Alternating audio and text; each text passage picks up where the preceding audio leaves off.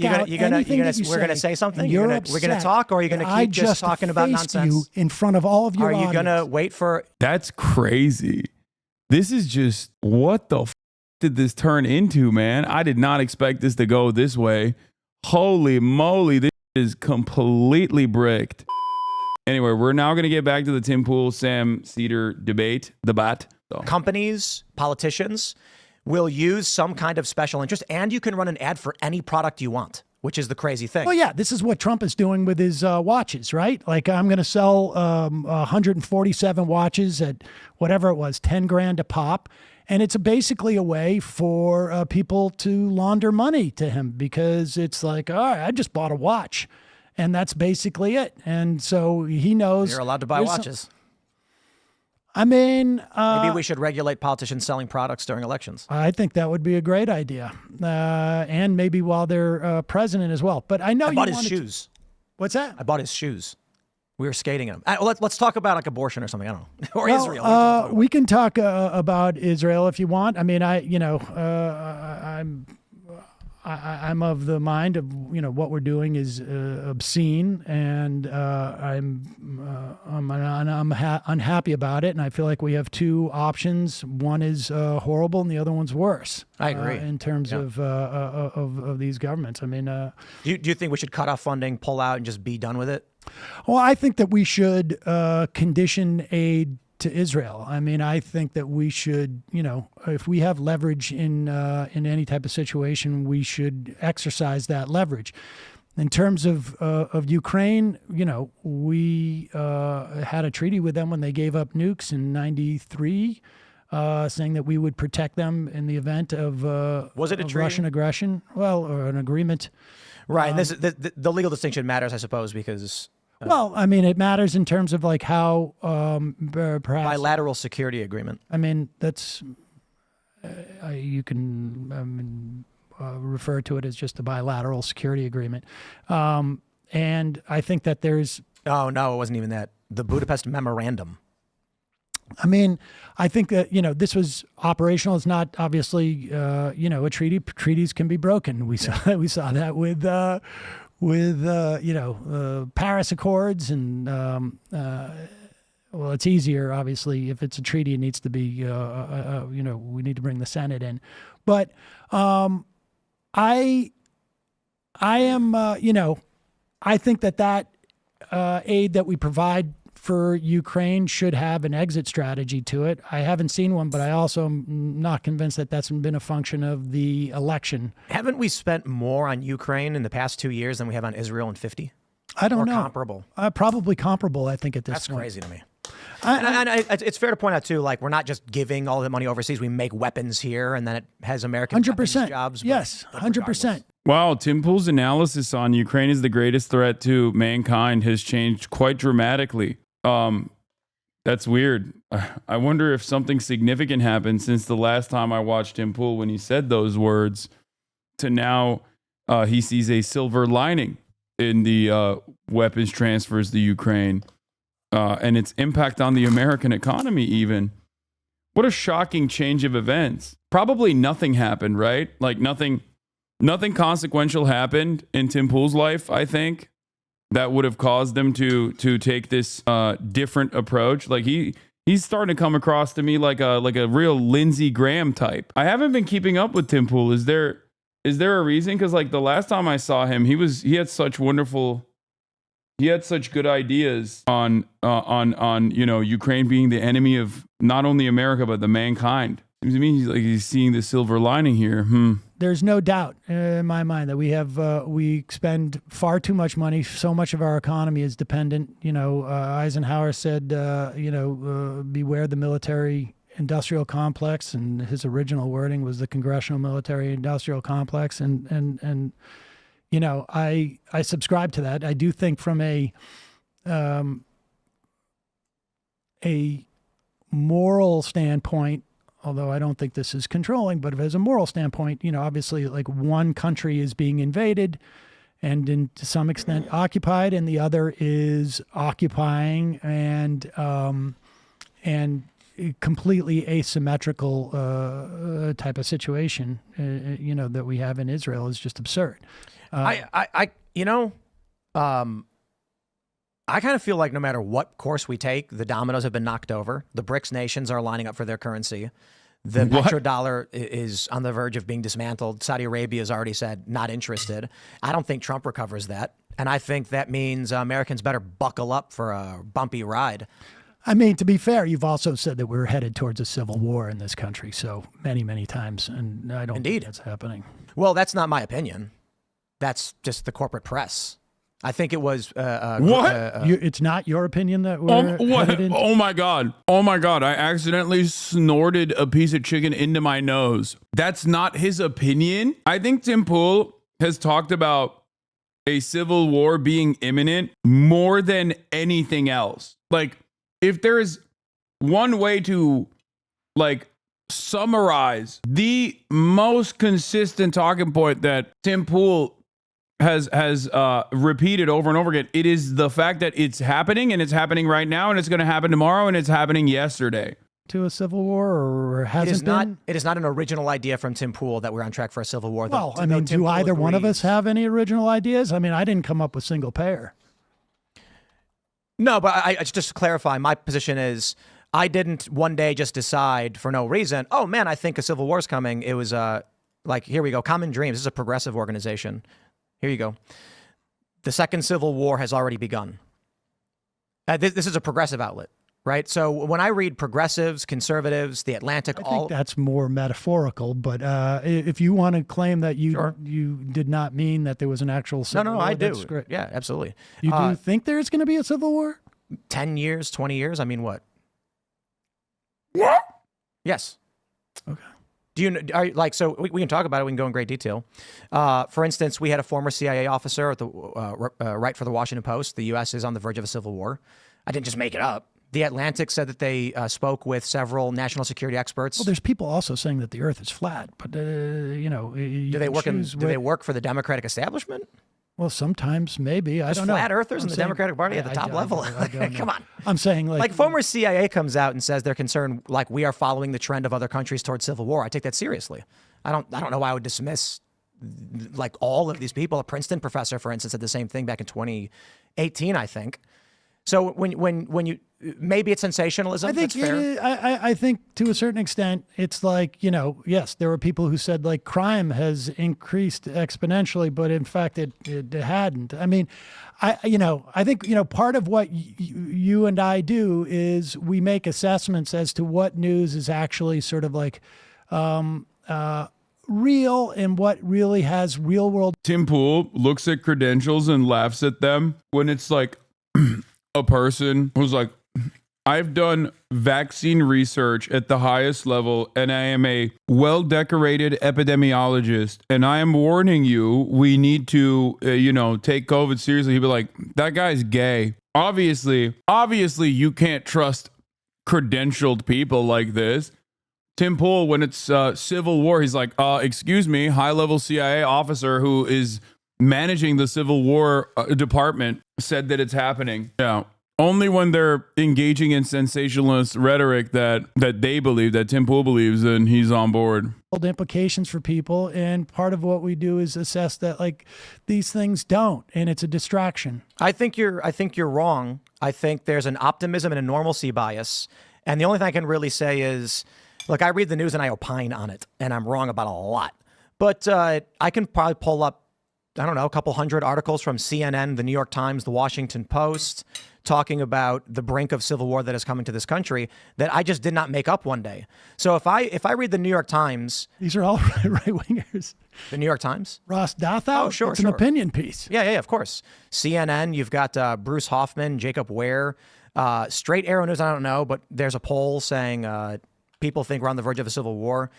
The Princeton professor, progressive guy, said the Cold Civil War has already begun. This is back in 2018. And I look at all these things and I say, the worldview of each faction in the United States is divided to a degree that there seems to be no reconciliation. And so now what you have is sitting members of Congress calling for a national divorce, which means nothing. It means civil war. But that was Marjorie Taylor Greene. I mean, she's a lunatic. Well, call it whatever you want, but when a member of Congress is saying something like this, would you? Oh, I have no doubt. Listen, do you think if lunatics get elected, we could see? Okay, Marjorie Taylor Greene also said Jews have space lasers, dude. To be fair, Simple probably agrees with that too. So, like, she said Jewish space lasers were responsible for the wildfires in California. She says a lot, dude. Oh my God, I forgot. She also says that the government has a weather machine. Yeah. Oh God, she says so many insane shit. See a civil war? I have no doubt that we have a crop of right-wing Republican lawmakers who are completely nuts. What about January 6th? What about January 6th? Do you think a January 6th type event could result in this country reaching civil war? You mean had they been successful? And let's to kind of depoliticize it. Let's say January 6th, 2025, politician X wins. It could be whoever. I don't know. Let's say let's for the sake of your politics. Let's say Trump loses, and then Trump supporters storm the Capitol once again. This time taking the. Do you really think? Wait a second, because this is really an important distinction. Do you really think that the likelihood of a mass of Democrats, Democratic voters, would go in and attack the Capitol in the way that we saw? Like they did on May 29th, 2020? You're talking about like BLM? When they firebombed the White House and forced the president to an emergency bunker and set fire to St. John's Church, injuring hundreds of police officers? Oh, you're talking about the protests out there? You mean after there was a peaceful protest before the cops moved in? Regardless of why it happened. Well, like, do I think the far left will firebomb the White House? They did 4 years ago. Wait a second. One was an assault. Dude, there's something so funny about the president at the time in his lame duck session refusing to follow regular process and creating an insurrection, comparing that to like mass protests all around the country that the Democratic Party actively was like denouncing at the time. It's just like, it would have been better if the police were like actually there, you know what I mean? And then we could have seen like enforcement in real time. That probably would have made it so that it never happened. Like Ashley Babbitt would probably still be alive right now, running for like their local comptroller of San Diego or some if the actual cops were doing their policing job. And by that, I mean, not what was I saying? Oh, the actual cops were, at the January 6th protest on the side of the protesters. I mean, like if there were cops in uniform stopping the protests from coming in. On the Capitol. The other is people. Well, words have meaning. They describe events. When leftists injure 100 cops, tear down barricades, throw fire bombs at the White House. Wait. But you're sequencing things differently. If Donald Trump was to send the military to attack, let's say, New York City, do I think that we would have a civil war? Yes. Do I think that New York City Do you think he could? Do you think there's a possibility Trump would send the military into any one of these Democrat districts? I mean, I don't know. Well, I mean, he claims he would. Do you think he would? Or do you fear he would? I fear that he would attempt to do it, but I suspect... You think he would try to start a civil war? Well, I didn't say he would try and start a civil war, but that I think would start a civil war. Well... Or could. I think it could, but I don't think there's a possibility civil war is facing the sound. No. I don't think the military would allow for that, frankly. National Guard, or it's like you think they would disobey Donald Trump? I think you'd get a series of resignations. Possible, I guess, that at one point, but someone eventually is going to say yes, right? If your argument is that the rise of Donald Trump could bring about a civil war, I mean, I don't know that I would say the rise of Donald Trump. I think Trump's a symptom. I think that the reason Trump gets elected is because you have this rage bubbling up in this country in a variety of ways. So you had the Tea Party and you had Occupy Wall Street, which were rather light. But then you get the Bernie Sanders movement, you get the Trump populist movement. But Trump is a bull, and he storms through and he takes the power. Or he didn't. But I mean, they're saying that it's because they're both populist movements? I mean, one's a right-wing authoritarian movement. Call it whatever you want. People rose up and had movements for whatever reason.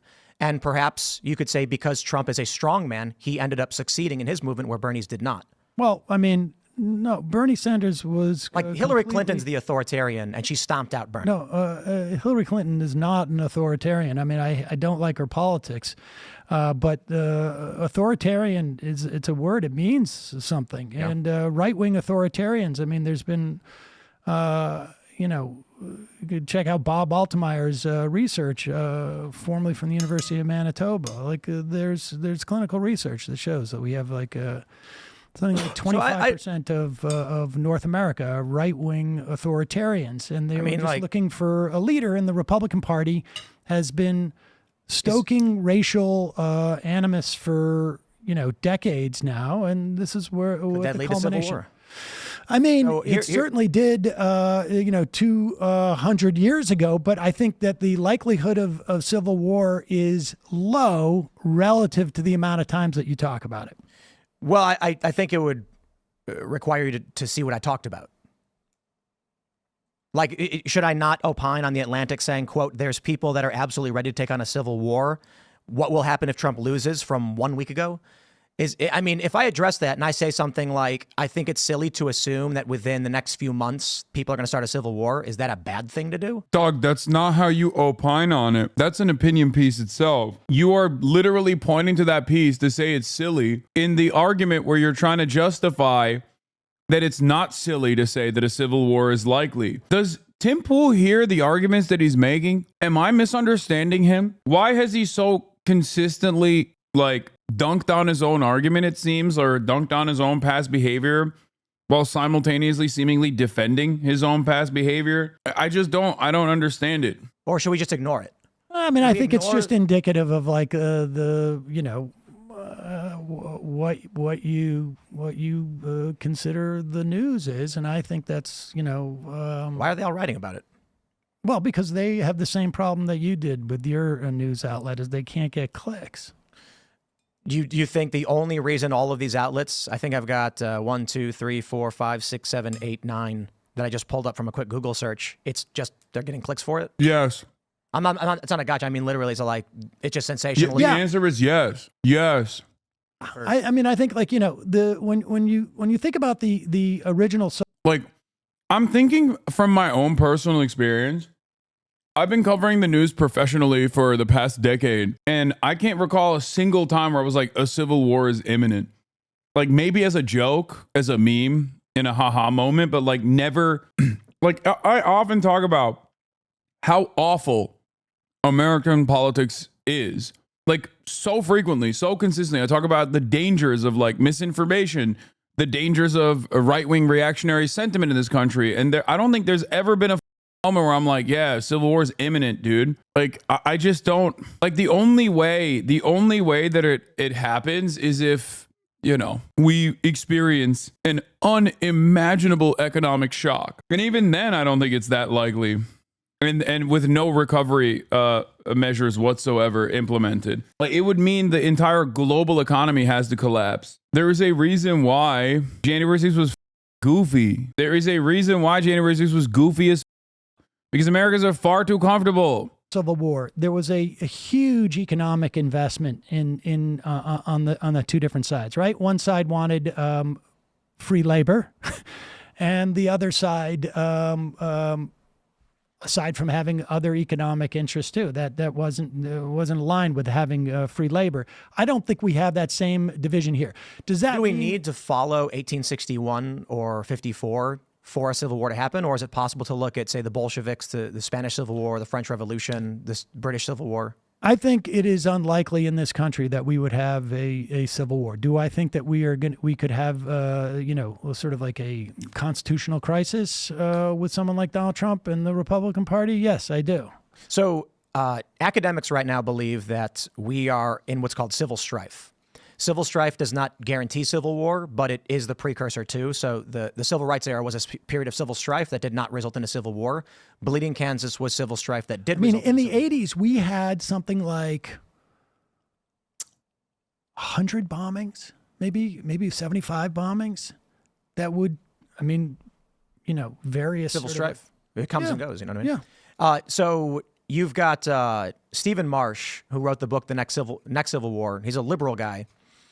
He makes a lot of these predictions. I defer to him. I think he's wrong on a lot of his fact assessments in the granular scope of things, but he makes a lot of points that are correct.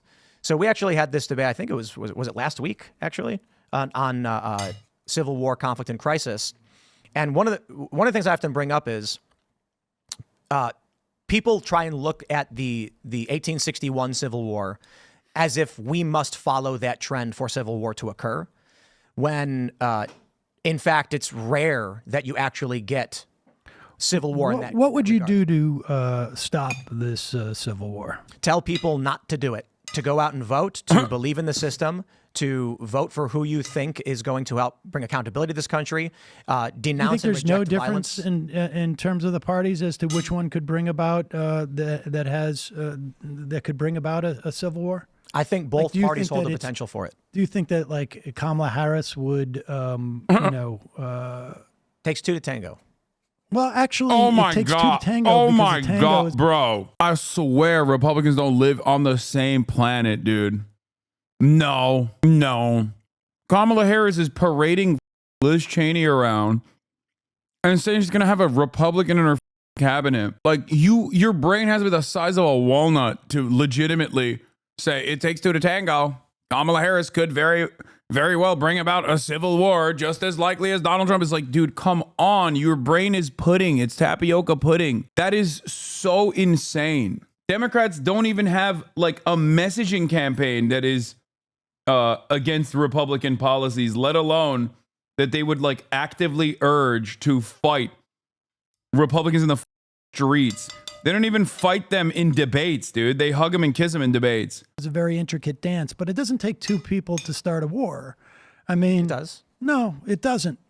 I mean, What do you mean? Well, it doesn't take two people to start a war. So if country A invades country B, but country B just surrenders immediately, there's no war. Well, obviously, people War is a fight. pushing. Yeah, I mean, I guess it in could that- be more than two, like Syria, for instance. I think there was like 12 factions in the initial. Well, tango, both parties are like engaged in the dance. But the fact of the matter is that you can go in and yes, you can invade. It's war, even if they surrender after people getting shot. Do you think that like Kamala Harris? Let me put it this way: who's more likely to bring out the military against the city between Harris and Trump? Trump didn't do it in 2020. I don't know if I have a good answer. You don't have an opinion on this? I don't. Trump didn't do it. What are you talking about? Yes, he did. He did. He sent Bortak. Trump used the marshals, federal marshals, to assassinate a guy who killed a Nazi in Portland. And then he flexed. He was like, yep, I told him, go kill this guy. And then they did. What are we talking about? Donald Trump. When Donald Trump says he's going to use the military against enemies from within, I believe it. I don't think that is him embellishing.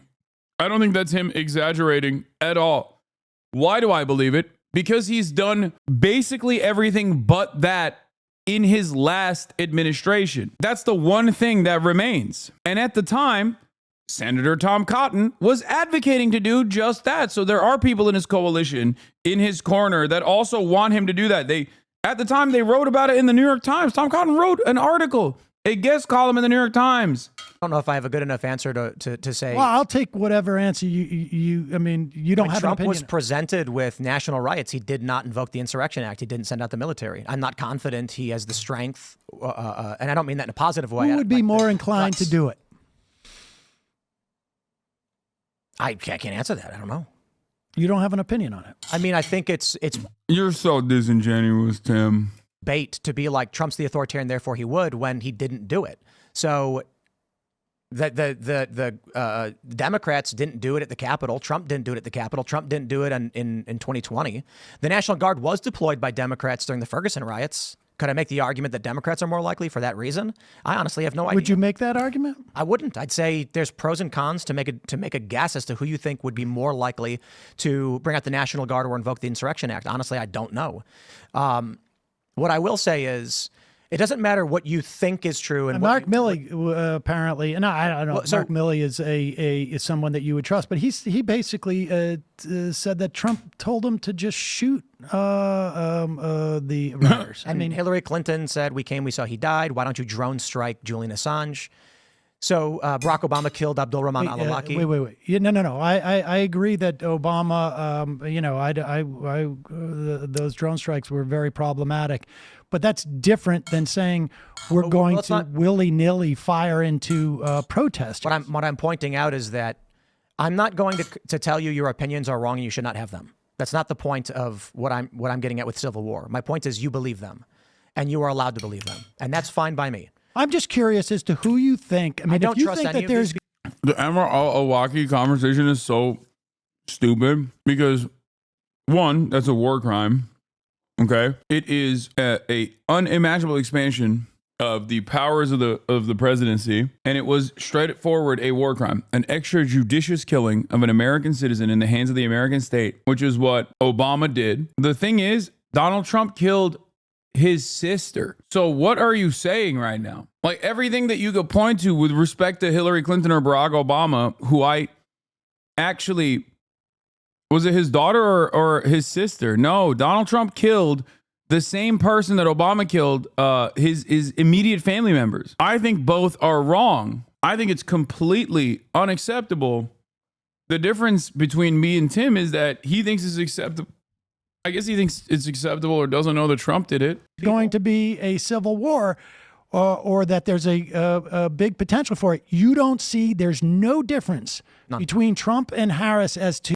Trump assassinated daughter of Anwar al-Awlaki, reported killed in Yemen raid. Nawar Anwar al-Awlaki, the 8-year-old daughter of former Al-Qaeda and the Arabian Peninsula leader Anwar al-Awlaki, was killed in a joint American UAE raid against the terror group on Sunday, according to the girl's family.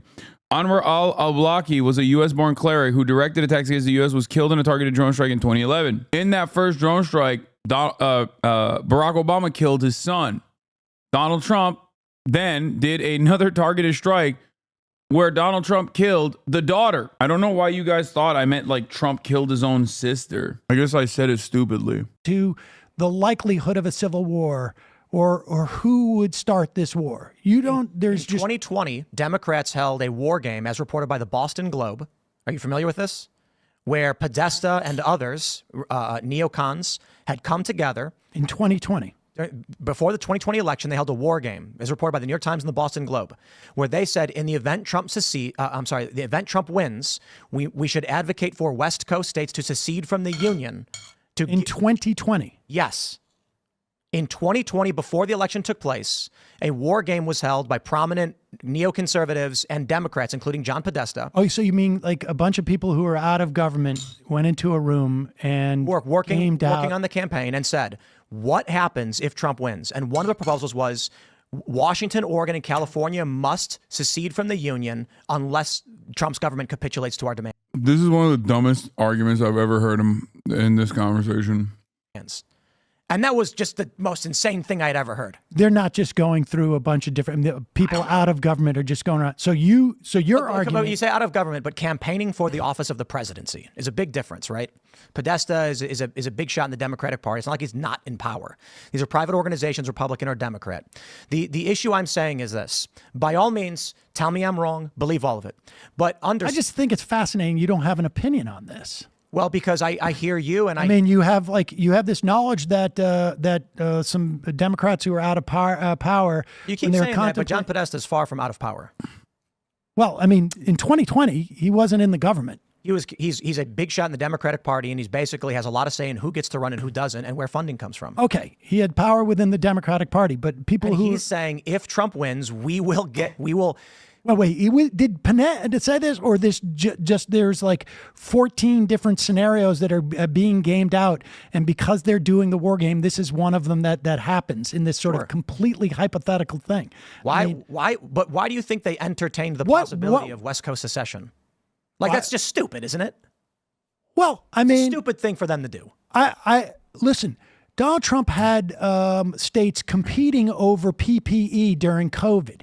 He completely abandoned this country at a time where there was. The Transition Integrity Project was initially organized in late 2019 by Rosa Brooks, a law professor at Georgetown, former Pentagon senior official. Peaceful presidential transitions are seen as a hallmark of the Republican Party. Trump's own statements have fueled concerns about the peaceful transition of power. So they were trying to build a contingency plan specifically against Donald Trump, like refusing to do a peaceful transition of power. Like, what could they do hypothetically? Like, they got together and they were like, what could we possibly do hypothetically to ensure that Donald Trump, does a peaceful transfer of power? Am I wrong? Isn't that what this is? Yeah, it's like, he's not wrong, dude. One of my D&D campaigns was a replay of the 2020 election, and it ended with all citizens being trans. These are also, most of these guys are right-wing too, which is kind of funny. Like the people that, yeah, it was like Bill Kristol, Max Boot, David Frum. I wonder, like, yeah, we got a bunch of neocons who were like genuinely terrified about the future of American democracy because it'll, take away their toy. Good thing most of those guys are now completely firmly within the Democratic Party and have captured the Democratic Party entirely. So, was a once in a lifetime crisis. And what if Trump steals the election? To the extent that if Trump steals the election, what do you think would happen? What do you mean by steal? Let's say that Kamala Harris wins the popular. Here's a scenario that's playing out right now. Mississippi had a lawsuit. Fifth Circuit Court ruled that ballots received after Election Day, even if postmarked before, are illegal to count.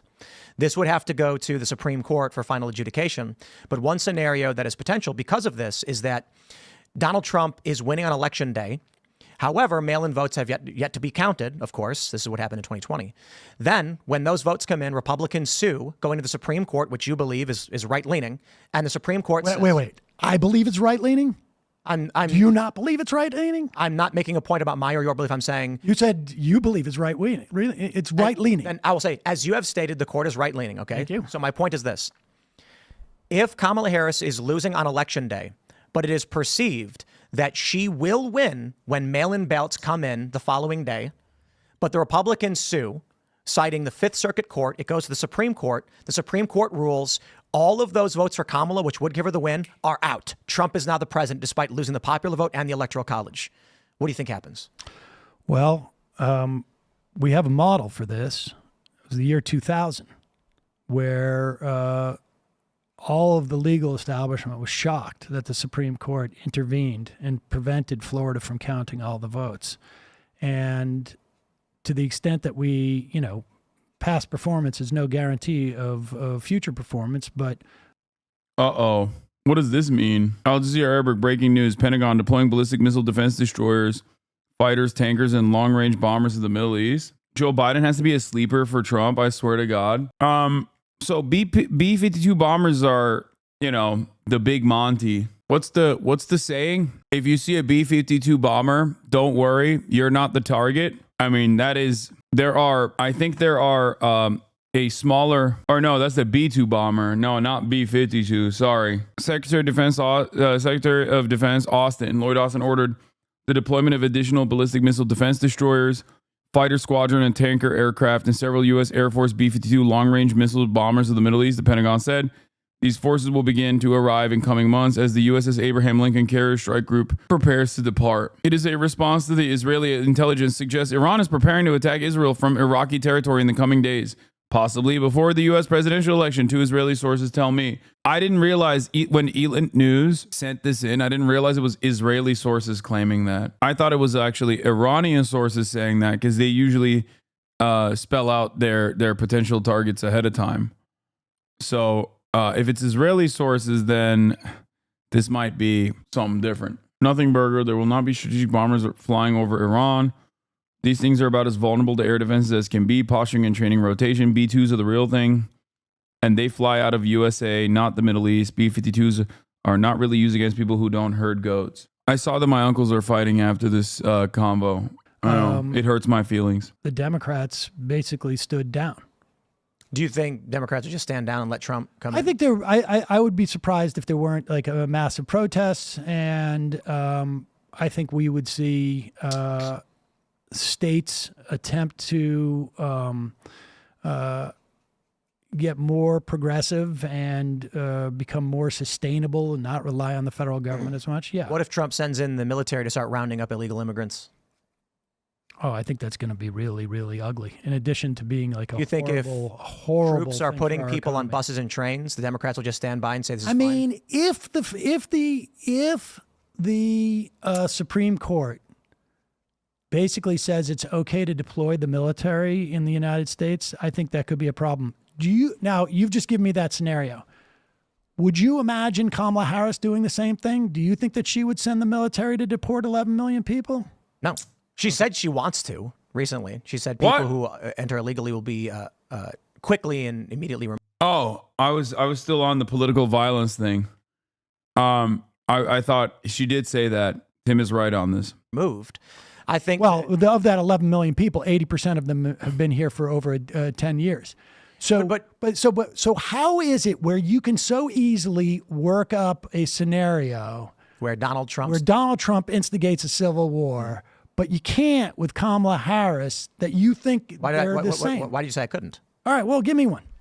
So first of all, I don't really put a lot of weight on Kamala Harris. Right? She wasn't elected. The Democrats voted for her, so she was. Well, I mean, it's either going to be her or Donald Trump as the president. But so with Trump in office, Trump is screaming at the top of his lungs, telling people what to do. With Kamala in office, she's surrounded by intelligence officials, military officers, and what we've seen thus far is the arrest of lawyers, the arrest of lawyers. Donald Trump's lawyers were arrested for.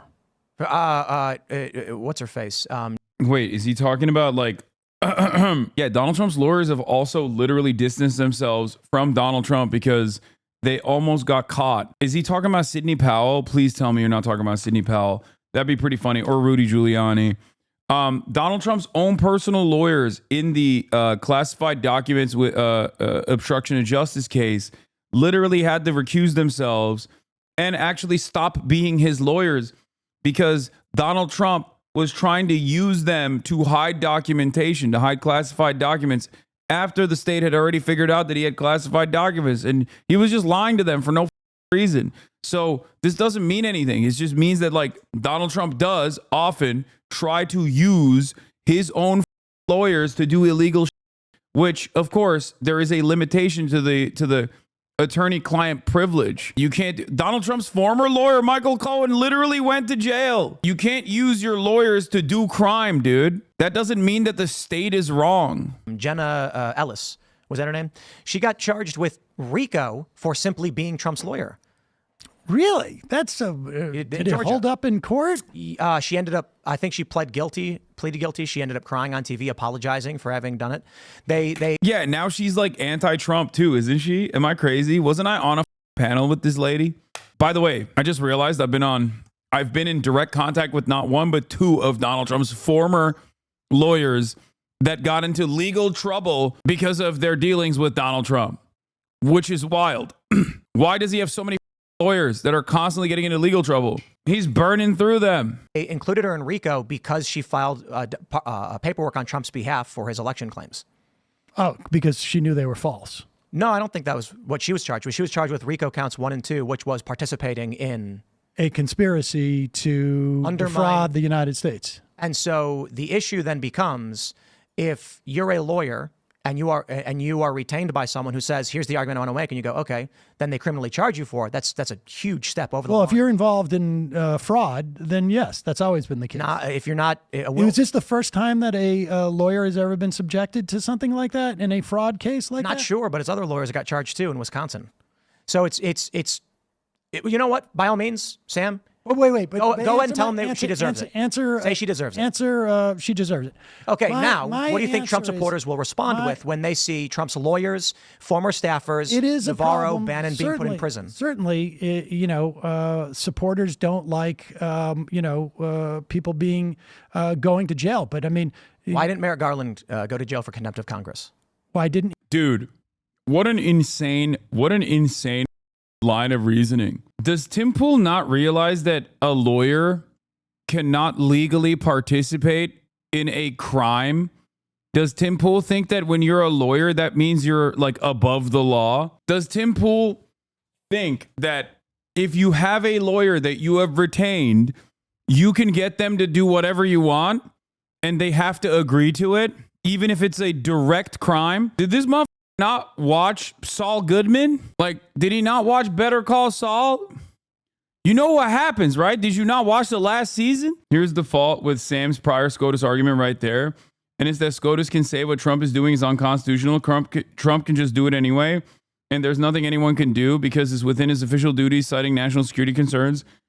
If he starts rounding people up and deporting and offing them, there's nothing the system can do. No, that's not true. Attorney-client privilege? No, the Supreme Court, the Supreme Court has given additional allowances to the president, but that doesn't mean that the president is like above prosecution no matter what. It just means that there is an additional safeguard for a president to do crimes and claim that it is a presidential act. That doesn't mean that a president could just like shoot someone in the head and then get away with it. There would still be, you would still have to take it back up to the Supreme Court to be like, is this a presidential act or was this not a presidential act? Previously, you didn't have to make that assessment. You were like, that's illegal. You're going to jail. But the Supreme Court made it so that they were basically the final check against, if they want to, the final line of defense that determines whether or not this is a prosecutable act or not. Anyway. He go to jail for contempt of Congress? Yeah. What you mean from the Justice Department? Yeah, was it the her investigation or was it I'm getting the name wrong? He was held in contempt of Congress, I think, twice. There's been a lot of people who've been held in contempt of Congress that haven't gone to prison. So the issue right now is Peter Navarro and Steve Bannon go, and when Merrick Garland defies Congress, he does not. I think government officials probably get away with this more because we had we had members of Congress who also. That is a fine argument. But wait. It's a fine argument. But we're getting off the original question was. And the question is, do you think Trump supporters are going to accept this as true, that it's just government officials getting. I don't know. I've seen Trump supporters believe a lot of very strange things, like John F. Kennedy is in the I'm sure this has happened, but in recent history, I can't think of a single Republican or Democrat or any like person that holds office that has ever been prosecuted in contempt of court for being in contempt of Congress.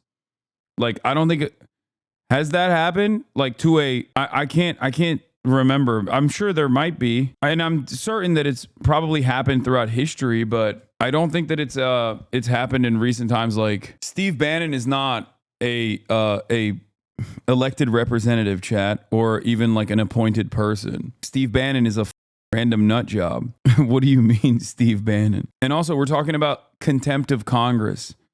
That's what Tim Pool brought up. Tim Pool brought up contempt of Congress. Like, why is Merrick Garland not in prison for being in contempt of Congress? Like, as in not showing up to a congressional hearing.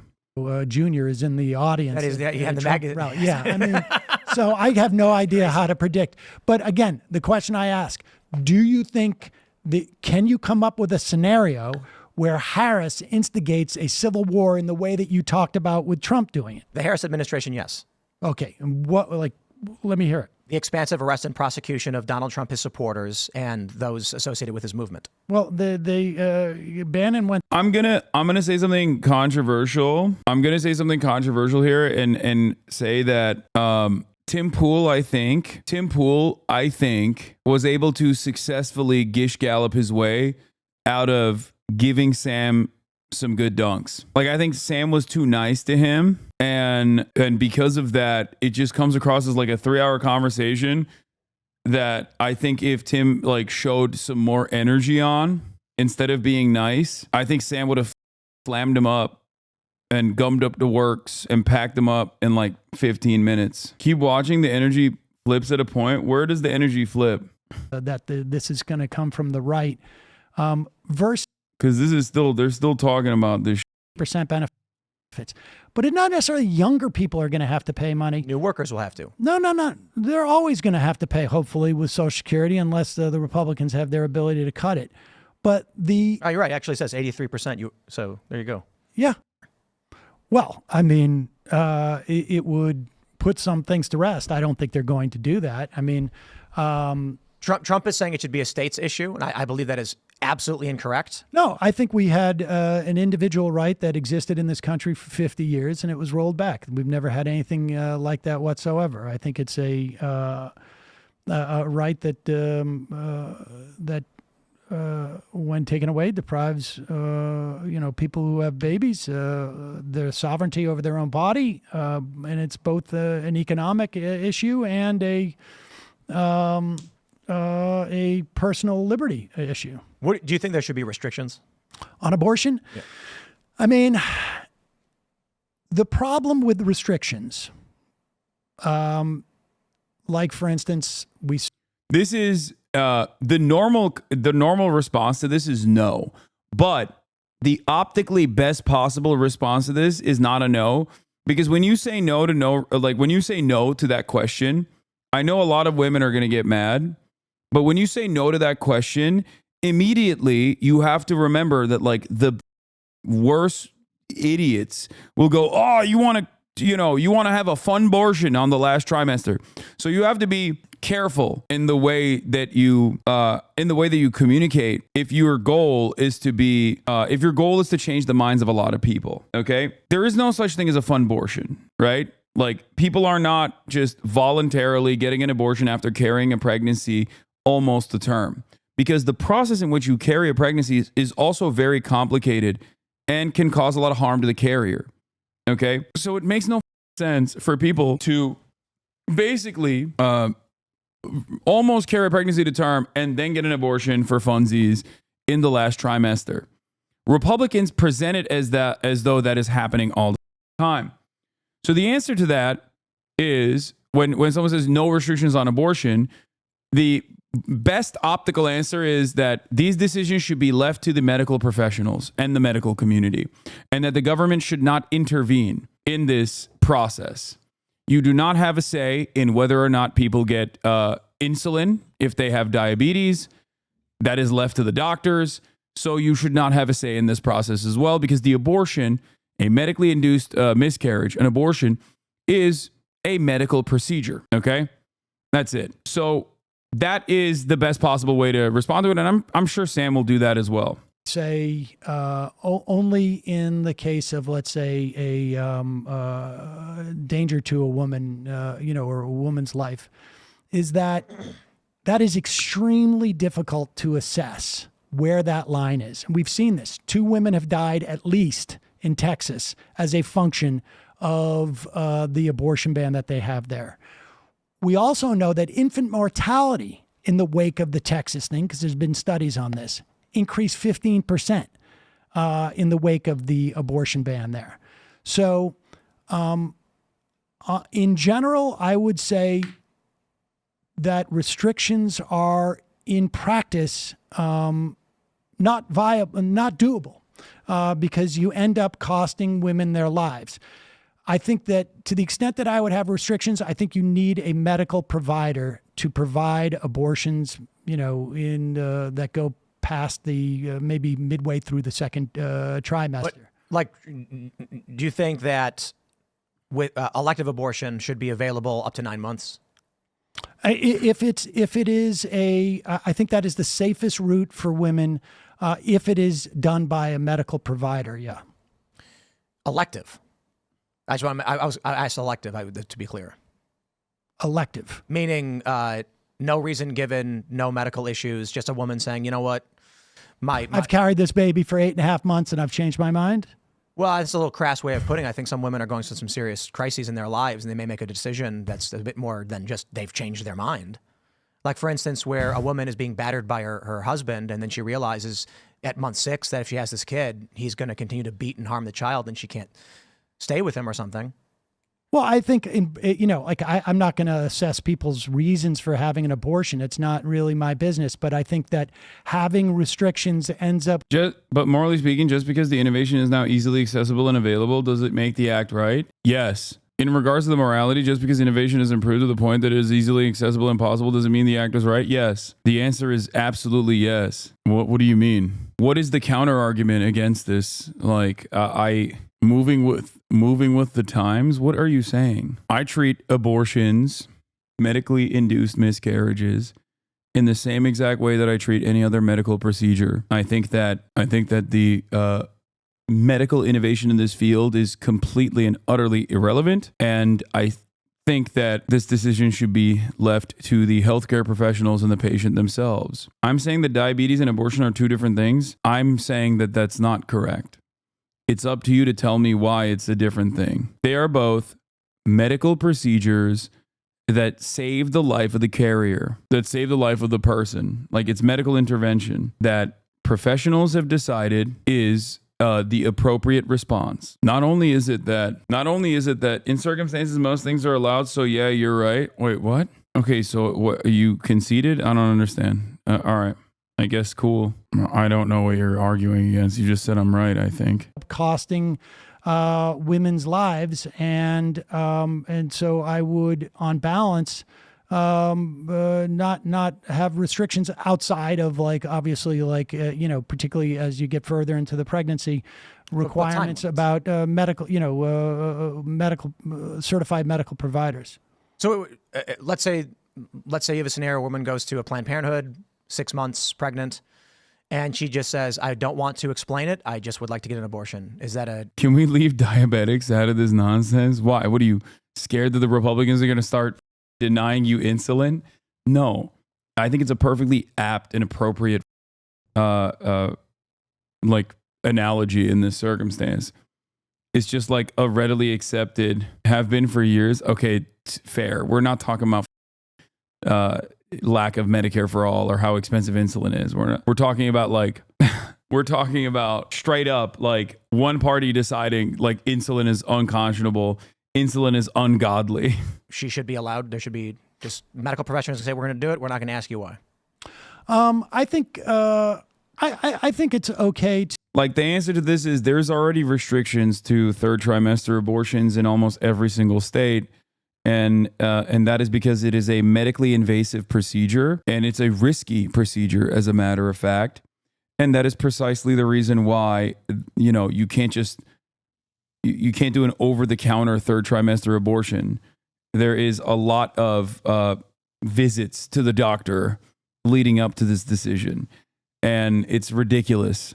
It's no different than hormone replacement therapy. Like, Republicans act like you can just walk to your nearest pharmacy and just be like, testosterone now, please, or estrogen now, please. And then they're like, oh, I'm too woke, I have to give it to you. Like, that's not how that works. You know what I mean? It's very stupid. You're just arguing against the reality that does not exist, right? Dude calling me conceited. Conceit, though you are well-spoken, don't get it twisted. Dude calling me conceited, arrogant. You can't just name call dick. No, dude, I said you conceded. I didn't say, like, concede, to concede. Like, you agreed with me, so I don't know why we should argue any further. You said I am right. Dude, oh my God, my haters, man. What is happening, bro? What is that? Open the schools. Open the schools. Abolish homeschooling. Open the schools. We need to leave children behind. Okay, the No Child Left Behind policy failed. Okay, we need to leave children behind. Like, we need to keep them getting the education. Oh my God. To explore it and get a sense, as you would for any type of, like, medical procedure. What does that mean? Like, I think that there's an obligation within the context of, like, ethical practice of medicine to not just terminate a baby at 6 months without reason. Well, no, I'm not saying that they should adjudicate this, but I don't think that, like, necessarily medical providers are going to be just like, hop up here, we'll just do this right now. I mean, I think there are procedures in which they do it, but essentially, as long as it's, like, sort of like, they're following, medical procedures, like, I don't think that somebody can, walk in here at 6 months and say to you, like, can you get rid of my baby? And you're allowed to do it. No, but like, I'm just asking, like, should there be a time limit, like 16 weeks? I think that is, that endangers women too much. So the answer is no. I don't believe so. Yes. Any additional regulation or restriction brought about by the state endangers the life of the carrier that is making a oftentimes complicated medical decision with a medical provider. Okay? It's that simple. You are putting people's lives on the line for no reason other than winning political brownie points with a tiny group of people that are very, very strong and overrepresented in the Republican Party's base of support. That's it. The overwhelming majority of Americans do not agree to this, so much so that state by state they have refused to go along with these restrictions. They voted against these restrictions. They voted to preserve and protect at least Roe v. Wade in virtually every state where it's been on a ballot measure. Can speak from experience as the wife and I have been trying to have care after our miscarriage, and it's going on 2 months of doctor following laws and regulations. This was at 8 weeks and we still can't move on with our lives. Yeah. Being pro-life is the biggest virtue signaling group on the planet. Yeah, I mean, they're not pro-life. They're pro-forcing women to carry pregnancy is the term. They are anti-choice. They're not pro-life. They are anti-choice. Because if they were pro-life, there is a whole litany of different things that they'd be advocating for, like gun control, for example. Like the average Republican is certainly not pro-life. They're pro-death more than they're pro-life. Let's be real. We got owned in the marketplace of delusion. It's true. I did. So, but that would create a circumstance, be it as rare as, it may be, but where there's like an 8-month abortion. It's conceivable. I mean, certainly in the 8th or 9th month. I mean, here's the thing. In the 8th or 9th month, you can, you may find that. Like the overwhelming majority of third trimester abortions are being done, like damn near every single one are being done to people that have already chosen the like baby crib. You know what I mean? To people that have already, to couples or to parents that have already like decided on a name for the child. This is a medical intervention. It is a medical necessity. Okay. And it is an invasive surgery. It is an invasive surgical procedure. Okay. 90% of abortions happen in the first trimester, and it's as uncomplicated as taking a pill. Okay. It's much simpler than you would think. But in the extreme rare instances of a third trimester abortion, I can't begin to explain to you how rare this is. All right. This is a already psychologically traumatic experience because in virtually every single one of those cases, they want to carry the pregnancy to term. So you're basically shutting off or adding unnecessary complications to a family that wanted to have the child. Okay. And now can't have the child for one reason or another, usually some serious harm to the carrier or it's like stillbirth or something like that. Okay. And they're trying to get this medical procedure. And now Republicans are like, sorry, we've decided like you can't do that. Okay. Now you're killing the carrier. You're killing a woman. Okay. Why are they so obsessed with abortion? I'm from outside the US. Is it to make sure the white population does not reduce? I think a lot of it has to do with controlling what women can and can't do. I think it's like a way to try and like punish women into behaving in a more like tradcath way of life. Only have sex to procreate. Like do not have recreational sex. That type. America is very puritanical. That's what it is. Isn't it weird we have to debate about whether certain medical practices should be allowed just based on vibes? Yes, it is weird. It is weird. It's really, really weird to me at least. Like Rainy draws a lot. Thank you for the 25, get the subs. I don't understand it. I think it is, to me, there is virtually no difference than like Republicans being like, oh, we've decided we're all Christian medicalists now. You know what I'm talking about? Like Christian scientists, Christian medicalists. That believe that you need to pray every ailment away. Like if you have an illness, you just pray it away. You can't do like real medical intervention. And they've just like, if the 30% evangelical base within the Republican Party just like decided to lean in that direction, and then the Republican Party responded by nationalizing a Christian medicalist approach, and then started genuinely stopping the process of just like doctors operating. That is what this is. And it sounds insane when I, make an analogy like this, but that is what's happening with abortion. That's what's happening with trans care.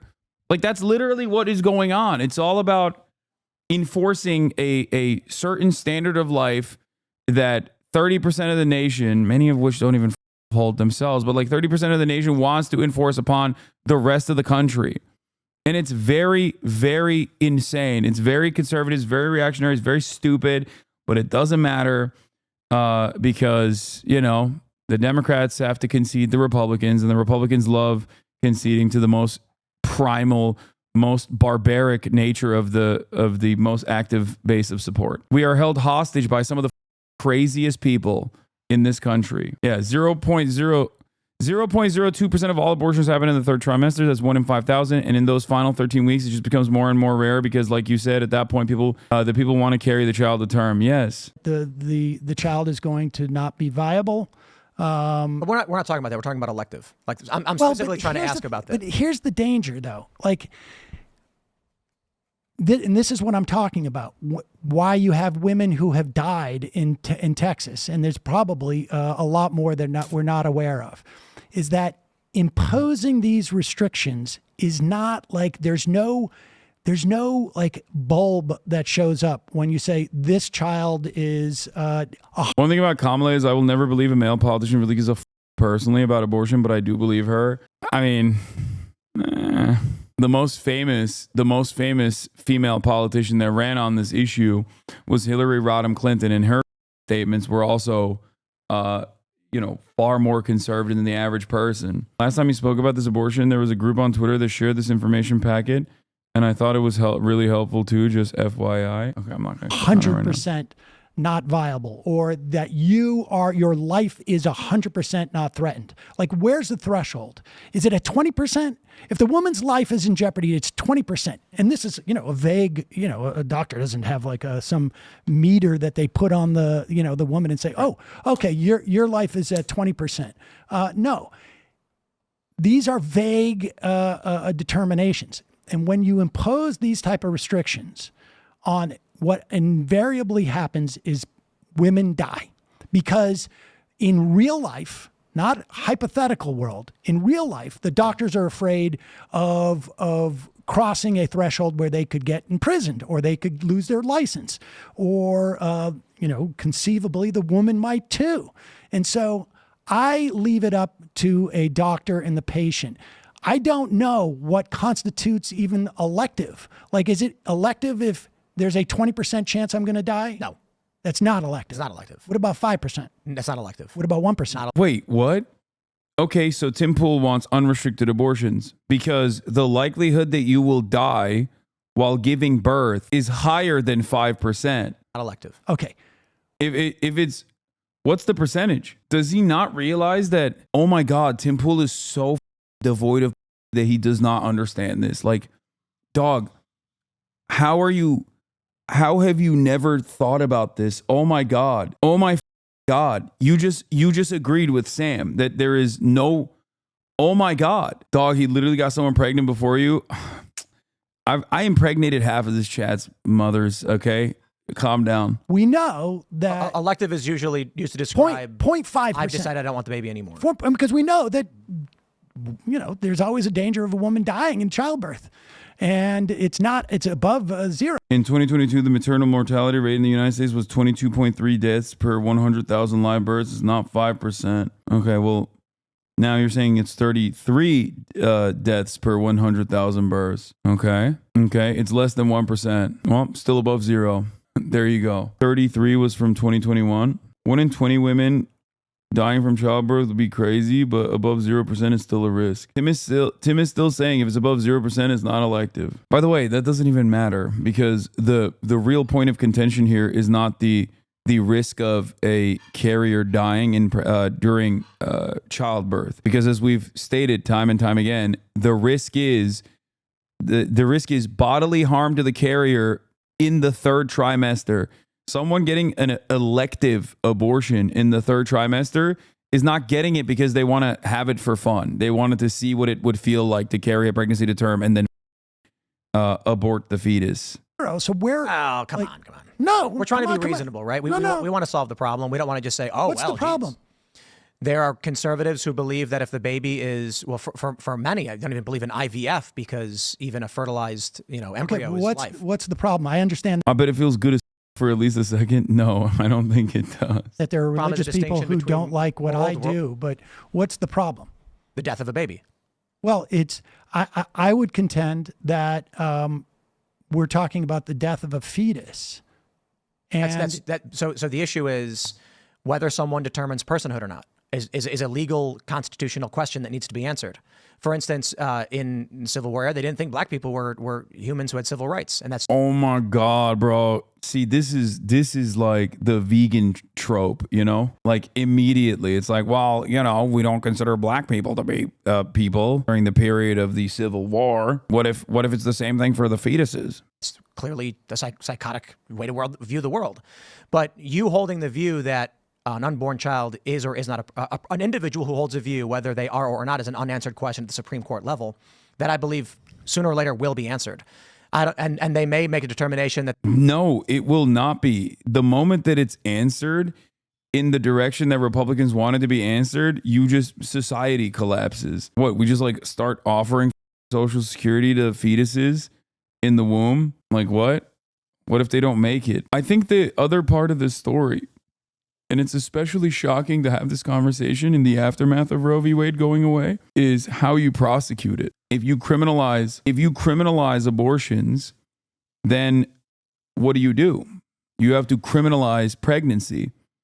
You cannot criminalize abortion without criminalizing pregnancies. As in, you have to heavily regulate, heavily monitor every single person that's pregnant.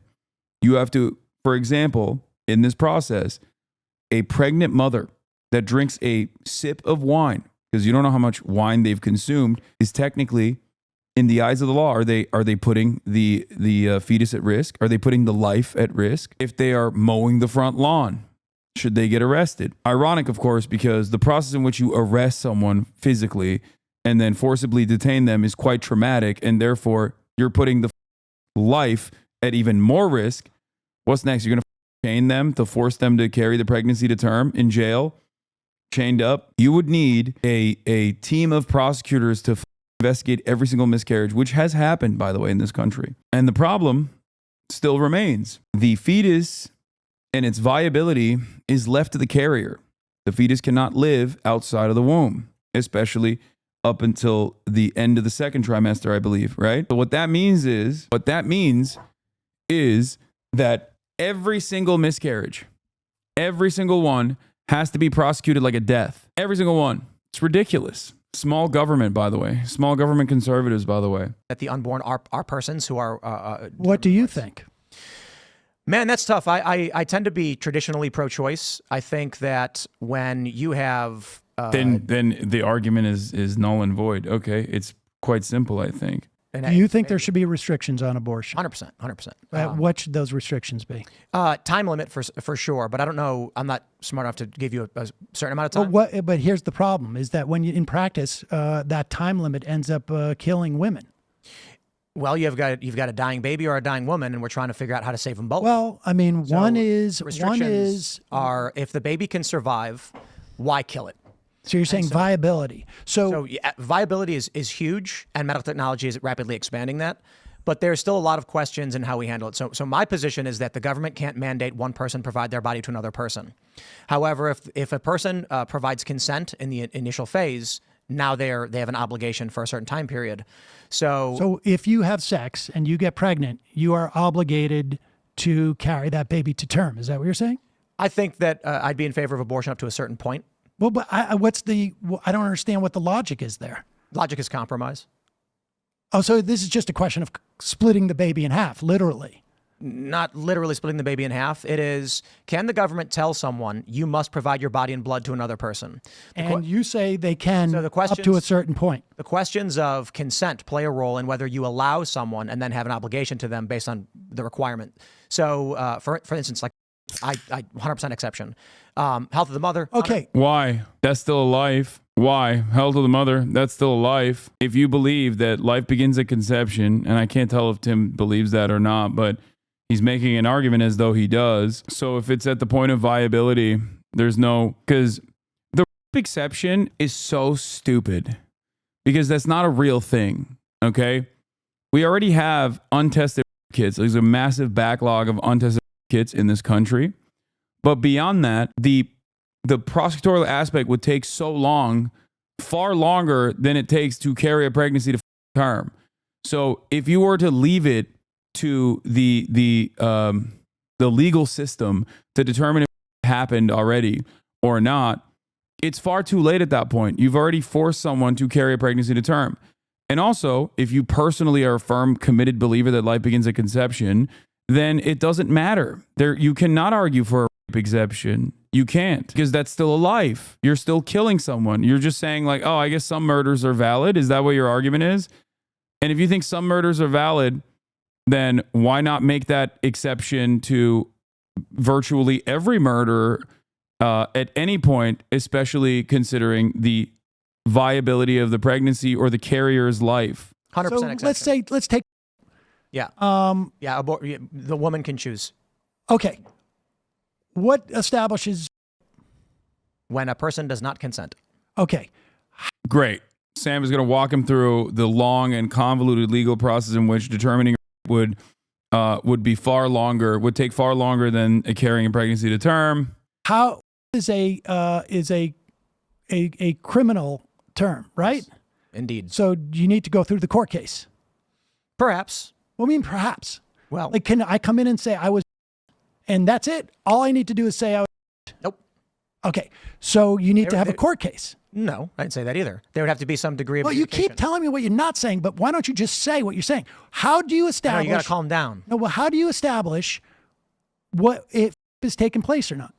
So kits, right? And we can check for abrasions, and a woman who was raped certainly would want to get it done, I'd imagine. Well, okay. First of all, But if you're there's- asking- we know for a fact if you're that a asking lot of for- hold on, we know for a fact that a lot of women don't seek kits for whatever reason because too they're bad. afraid to. Okay, so if you don't get a kit, We have responsibilities to ourselves and to others.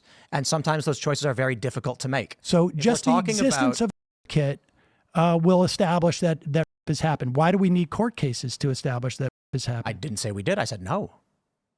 Okay, so So a medical professional a professional who assesses that a rape has occurred, I believe, is what if they go in largely too many sufficient. days after to get a rape kit? And then there's no evidence of it taking place? Then Yeah. That would be a restriction. Okay, so who makes that adjudication? If a rape took place, Yeah. the person administering the rape kit. So we would put rape kit people who are administering this and look at the evidence. And do you think it's just like completely binary? Do you think like when you get a rape kit, like this person has definitely been or this person has definitely not been raped? I think that we're dealing with something outside of the simplicity of I can go to court. It takes 6 months to a year to figure something out, which means there's a compromise. How can we come to the best determination to make sure that women are not lying, which I assume would be exceedingly rare, and we're actually going after the criminals?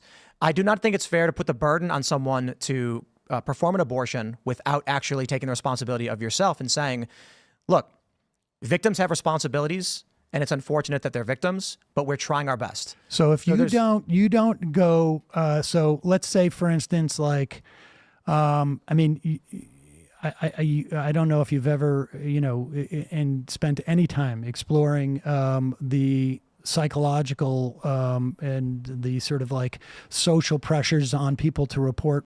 I mean, but you're basically saying that if you don't go and get a rape kit, If you think that Tim Pool's statement about how victims have a responsibility, a duty to come out and like place the emphasis on the victim of this heinous crime is shocking, I urge you to revisit why this conversation is even taking place. It's not that crazy for Tim Pool to make that leap when the underlying premise of his argument is that he wants to create unnecessary hurdles that get in the way of women's bodily autonomy. And this is not me being like a male feminist. Like, that's just straightforward. That is what it is. You have a disagreement that no medical professional agrees with. You have a disagreement with the entirety of the medical healthcare community the entirety of like researchers, medical researchers, academics that believe that this is a necessary medical intervention, a normal process, as normal as insulin for a diabetic patient. You just simply disagree, and therefore you think women should not be allowed to get this process. Okay? My point is the argument placing the emphasis on the victim in the duty of a victim to come out, the duty of a victim to come out and report it is coming from the exact same place of people having a callous conversation surrounding women's bodily autonomy. It's victim blaming, but it comes from the same place of misogynistic sentiment. It's contingent upon the police department to assess this rape kit. If you go too late, Is that who's administering the rape kit? yeah. Yeah, this was also a fun little moment. Even after the arrest of a suspect, YouTuber Tim Pool calls the story of Ohio child victim a hoax. So I don't think he cares about it that much. It's not a doctor. No, I mean they may have medical things. Well, but it's I was talking basically- about a doctor. She goes to the doctor. She says, they do a kit and they say, okay. And then she says, I would not want to have a pregnancy from this. Now, And we say, do you honestly, like, do you know how this works? It's not like it's preponderance of the evidence. I mean, it's like, so you're basically saying the doctor gets to decide. I am. You don't think whether- doctors should be able to decide to give a woman an abortion? No, I think doctors can decide. Well, Yes, doctors make healthcare decisions. Doctors cannot determine in the aftermath of a occurring whether or not that was that occurred or not. What are you talking about? And before you say kids, that's not what we're talking about in this situation. What if someone's a victim of that comes out months later and didn't get a kit done? You know what I mean? What do you do then? Is the doctor supposed to behave like a prosecutor on top of everything else and determine with accuracy? No doctor is going to also get their license revoked. No doctor is going to get their license revoked by making the wrong choice on a potential 50-50 chance that this person actually got or not. What if it's determined after the fact that it was not a in the instance where you have criminalized it, but you at least have some medical exemptions? It just doesn't make any sense. The legal argument is precisely the reason why I always talk about I always talk about how there is no reason to have a philosophical conversation surrounding the sentience of a fetus. Okay? Like determining personhood and things like that. These philosophical decisions are utterly irrelevant when we are legislating. Okay? When you are writing laws, these philosophical back and forths are just nonsensical. It is not the real point of contention. Okay? And the moment that you are having these philosophical back and forths, okay, you've already lost the argument. That's precisely the reason why so many anti-abortion advocates try to draw you into that conversation. Question for Hasan: how would you go about talking to someone who when asked if they'd steal food for their children, say they just moved to a safer neighborhood? I try to genuinely talk to people who espouse hateful comments to change their minds, but I get so angry when people can't bring themselves to empathize. I mean, there's not much you can do for someone who's just like so selfish. Get ready for hell. Your chat, I promise you, is going to swing on this. I think doctors are responsible for this is a compromise. I'm pro-choice, but I recognize that we're not going to live in a society where one side's demanding an extreme, the other side's demanding the So other you extreme. think the rule should be if You are doing the same mistake they're doing, drawing into the toxic conversation. You're being part of the problem. Shut the f*** up and change topic. Wait, what? I'm a political commentator.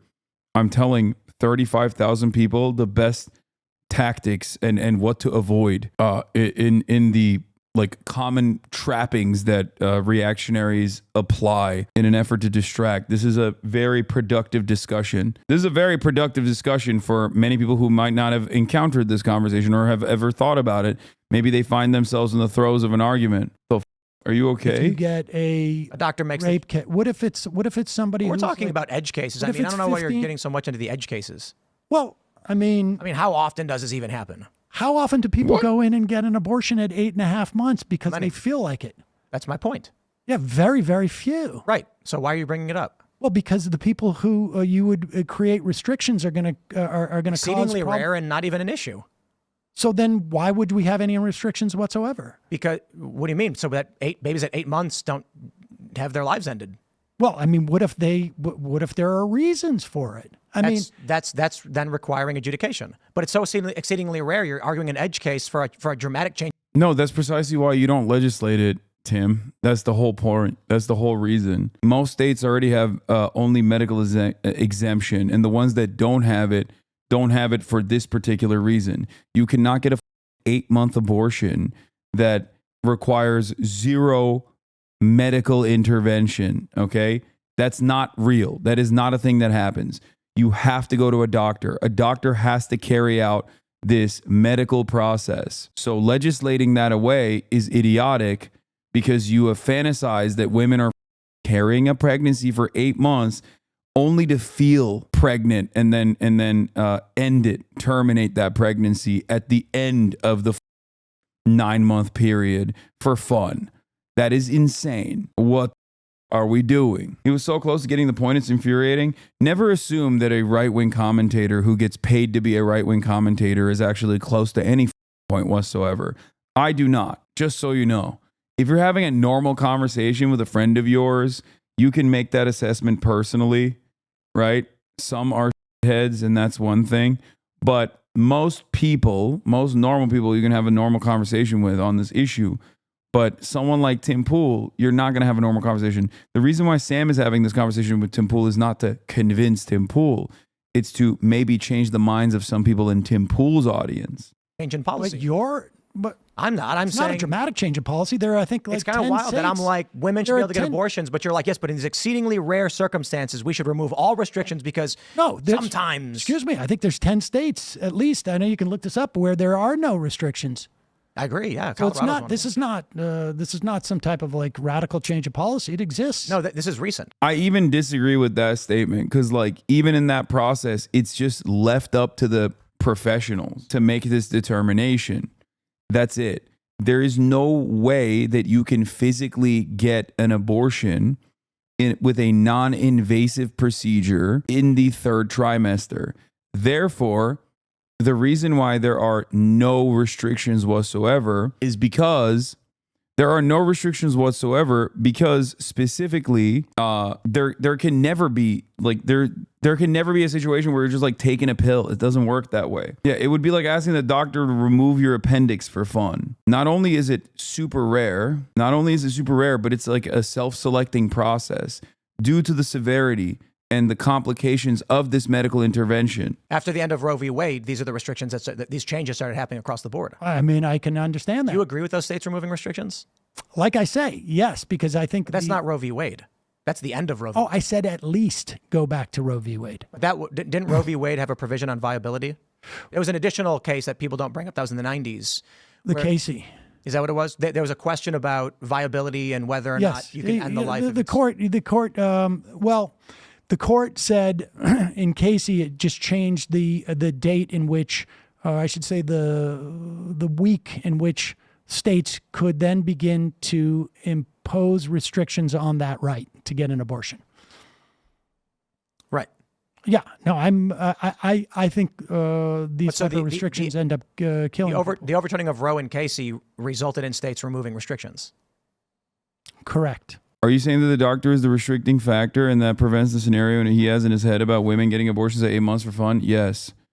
I'm saying that the invasive nature of this procedure is an automatic restriction that stops. And the very fact that like carrying a pregnancy, okay, becoming pregnant and then carrying a fetus in your body for 8 months in and of itself is massively consequential.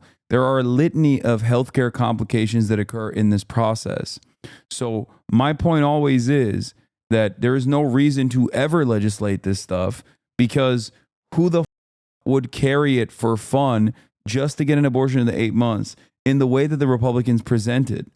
In virtually every single state that you can get a 3rd trimester abortion, there are restrictions in terms of viability to the carrier. Okay. And in the 10 states that Sam is pointing to, there are similar restrictions in the complications that come with the procedure itself. Like that being in the rule books or not doesn't change that dynamic. So there is no reason to legislate it whatsoever. Yeah, very few doctors are even trained to do abortions after 24 weeks, non-routine training for OBGYNs. A lot of this problem would be solved if these demons that are on the anti-choice train were to just simply talk to a woman that they respect.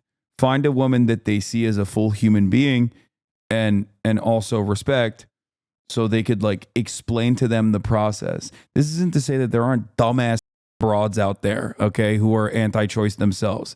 It's not what I'm saying at all. But like even the dumbest woman on the planet who is anti-choice still understands the complex nature of carrying a pregnancy to term and all of the complications that arise from that process. Okay? Wait, I'm sorry. Say that again? The overturning of Roe v. Wade created the legal precedents by which states could begin to remove restrictions. No. They could. I think they could have done that prior to that. I think they could have done that prior to that. So the question ultimately is, I'm not going to come down as the supreme judge and just say like it must be, you know, the right is wrong. I say, and I've told Republicans this: if I was a woman that got raped and you told me I had to have a baby, I'd blow my brains out. Like there is no fucking way you will tell me that I'm going to, by force, without my consent, give my body to somebody You are else. telling that that woman who got raped. There is some that degree of responsibility. You have to announce this. You Yes. need to follow certain procedures as a victim of a crime, Yes. and if you don't, we're going to force But you to Nine carry Burger, that thank you for the child 20 to gift term. this subs. Yes, 100%. Okay. There's a Mate, feed responsibility art, we have and as Benign victims of Burger crimes with as another well. 20 gift And subs. one of the problems we have in this country is that, That's an interesting theory. well, it's true, right? If you're a victim and you want accountability and justice, you Well, you have what to go if to court. what if you make the determination that I don't want to go through what is involved with getting accountability and justice, but I also don't want to carry my child? In that scenario, the woman is out of luck, according to you. If you are not willing to take your responsibilities The responsibilities that of victims, that the has imposed upon you. indeed, yes. Okay, so this is what do you call this? The Empower Act? I suppose you'd say that liberals have a view that they have no responsibilities at all. That there is no I don't feel requirements. like I have a responsibility. I certainly don't feel that if I was you're not someone making who an could be, I am making an Well, the argument. Rape Responsibility Act is an emotional nonsense. No, it isn't. It's We're talking it about a is- person's responsibility to no, society. that is exactly what you're No, suggesting it's drama is tantamount. nonsense. No, it's not drama it's nonsense. prop clipping. No, it is not. Yes, you are. Come on, Dude, You're not I making don't an give argument. a shit about Make an argument. Don't say nonsense The words like argument rape. is that what you are suggesting Is is that- that a woman who is has a responsibility that has been bestowed upon them by the chosen you. This is a. If I shoot you in the face, I You calm have down. caused you I have imparted upon you a responsibility. What you're talking about is fascistic. It is Sam, do you think disgusting. that if someone commits a crime against Why does it calm down? He's just making a. I mean, you made an insane argument and you invoked an emotion out of Sam, who is not a sociopath, immediately. And I think this is the least calm I've ever seen Sam, but still pretty calm. I would have been losing my mind at this point. you, And so I'm sorry I said Empowerment Act and tried to do it in a more satirical way. Your But what you're talking your about logic is centers disgusting. are shutting down. And listen, no. You're getting No. overly emotional. No, I'm not. You are You're- not speaking logically anymore. No. What you're when doing a victim is of a crime, when you a are person doing is a what victim you of a always crime, do. they have You're to file trying paperwork to pretend get like you accountability. can find something in here, but You're it not is talking about the argument absolutely anymore. nonsense. Yes, it is. You are no longer I've now- talking about the issue because nor the law. everybody sees. Oh, I am You are getting definitely overly talking emotional. about it. I don't. You're talking about my person. You're doing ad hominems. no. You've lost it. Ad hominems, you've lost the argument. You've done an ad hominem. I can't stand motherfuckers like this, bro. You have done ad hominems. You have lost the argument. It's always the same. It's always the same too. It's like is always the same damn nonsense. This is no different than the Republicans being like, "Oh, you called me garbage? How dare you? I can call you a file. I can say that like entire subsects of the population are file monsters and barbarians and but if you were to turn around and say, "Hey man, that's kind of a garbage thing to think. You kind of sound like a Nazi." They just turn around and go, "Oh, whoa, hold on.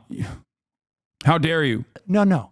Here's Sam, the point. let's start with the You're law. so full of crap. You see, it's here you go. amazing. You can't even make an argument anymore, can you? I don't need to, because You don't need everybody to who's make watched this, arguments. no. Everybody who's watched this knows that watching you have an emotional you're breakdown on saying that a victim has a responsibility that has been bestowed upon them by the. It's gross. It's disgusting. You are having an emotional breakdown right now. I'm not having an. Oh, dude, Republicans are so good at this where they've whipped their audience into submission where they can openly just be like, even if Sam Seder in this circumstance is like objectively more emotional than he normally is, but still very cool, like relatively calm and collected, the Republican on the other side can just go, I've declared myself a winner by saying you are emotional. You are emotional. You are emotional. You are emotional. And then that's it. You mad? You mad? You mad? You just say that over and over again. And half the chat will be like, hell yeah, Tim's really cooking here. He is mad. We got him, boys. Emotional breakdown right now. Do you think the police I'm getting should be... exercise you want to wait? because I'm thinking of my daughter. Here we and go. I'm thinking of my daughter. Here it is. And I'm thinking of the idea Oh, that a could force her to Sam. do something Sam, that you're spiraling. No, You're I'm not spiraling. No. You're spiraling. Tim, you're not you're even afraid stopping talking because you just you're not even found stopping out talking. You never you're gonna, think you're gonna, out you're gonna, anything you're gonna, that you we're gonna say, say something. and We're you're gonna upset talk, or you're gonna that I keep just talking about faced nonsense. you in front of all of your Are you audience. gonna wait for your prop You clipping? That's crazy. This is just, what the did this turn into, man? I did not expect this to go this way. Holy moly, it is completely bricked. Completely bricked. Prop clipping, Empowerment Sam. Act. You're prop clipping. I don't even know what that means. Yes, you do. No, I don't. Yes, you do. You're What does prop it mean? clipping again. What is prop You're clipping? not arguing abortion anymore. What is prop clipping? You said, Tim, you're full of crap. You're not arguing abortion anymore. Because you disgust me. Oh, blah, blah. You stopped you're arguing. saying You that stopped a rapist- arguing and you started doing performative garbage for the camera. No, I'm You not want to doing have you want to have a performative discussion, Sam? Dude, the best You wanna- part of do you this wanna have a discussion, was or are you gonna keep tying talking? you in knots about You the wanna have a idea discussion? that a can force a Here woman. you go again. Go in- Here you go again. You're making things up. I'm reiterating. You're prop clipping. I am reiterating. You're prop clipping. I am Sam, reiterating your You're position. getting overly to me. emotional. You're getting heated. You're finger pointing. You're throwing slurs and name calling. You're What's full the slur? Well, I forgive me. You're so full of crap. You disgust me. Blah. This You- is not an honestly, argument. You want to have I a gotta discussion? be honest with you. You want to have a discussion, or you're gonna have an emotional breakdown? You know what?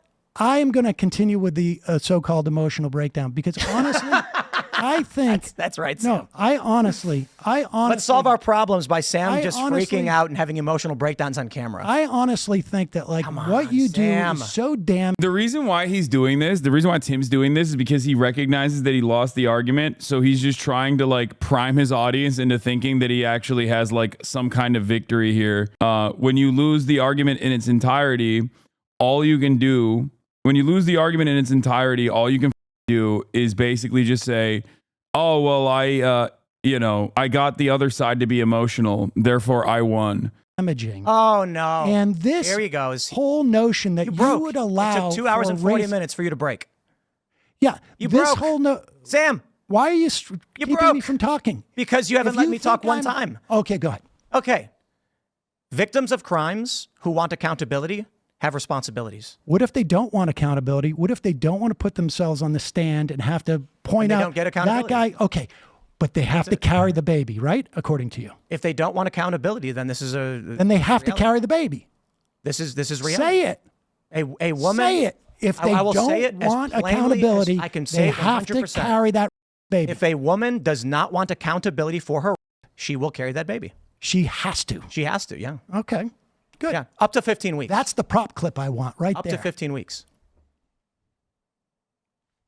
I mean, I think we have come to an agreement. That women can get abortions if they're so choosing without any restrictions up to a certain amount of time. And then after viability would have to. They don't want to pursue their in public in a public setting, and they don't want to go I never through said that. that. Sam, you're having an emotional breakdown. You've stopped listening to what's being said. You started getting angry, insulting. You're disgusting. How dare you? This is, and you know You what? don't think and you know, saying Sam, to let me me tell that you, you're prop clipping? I I don't know what that means, but So it's when you stopped arguing abortion, finger pointing and waving your hands and saying, I tied you in knots in front of the camera. yes, And this is why people don't invite you on their show. I don't give a shit. I know. I'll tell you something. That's why you don't get invited on shows, because you don't care. care. I know you don't care. I'm not saying you don't care. I honestly, like, this is... You start the show, I don't want to talk politics. I want to talk about how you said mean things about me before. Oh, yeah. I wanted to get that. Oh, wait. Yeah, no, your not mean WWE things. politics. No. Listen, we're talking about how do we effectively have law on abortion. That should be a woman can do whatever she wants up to 15, 16 weeks, maybe even 22. I don't know what the time limit is. But if the baby is viable, there has to be accountability. There's something really gross about, like, here, let me explain to you why I despise debates. This conversation itself is a perfect demonstration of it.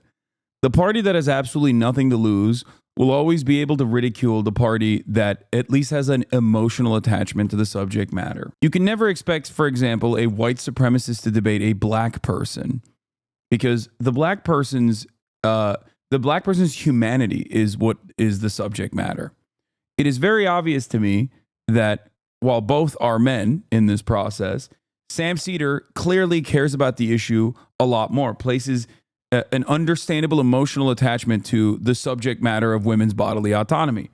If you are going up against someone who does not have that kind of understanding, who does not care about women at all, then they can always just sit there and be like, well, you're getting quite emotional. You're getting quite emotional. It's like, yeah, dude, it's a pretty f***ed up thing that you're just callously advocating for. And you will never understand it. You will never understand it because you do not have the capacity to empathize with women. Straight up. It's such an irritating phenomena. I don't know how else to explain it. It's not by accident that so many of the top dogs in the debate space are just usually white dudes. Okay. It's because in a structure such as, in Western nations, in the structure that we exist under, white dudes are, with some exceptions, like virtually untouchable. They're not considered, they're never like dehumanized in any serious way. And I say this as someone who also is a white man, right? I'm a cisgender, heterosexual white man, okay?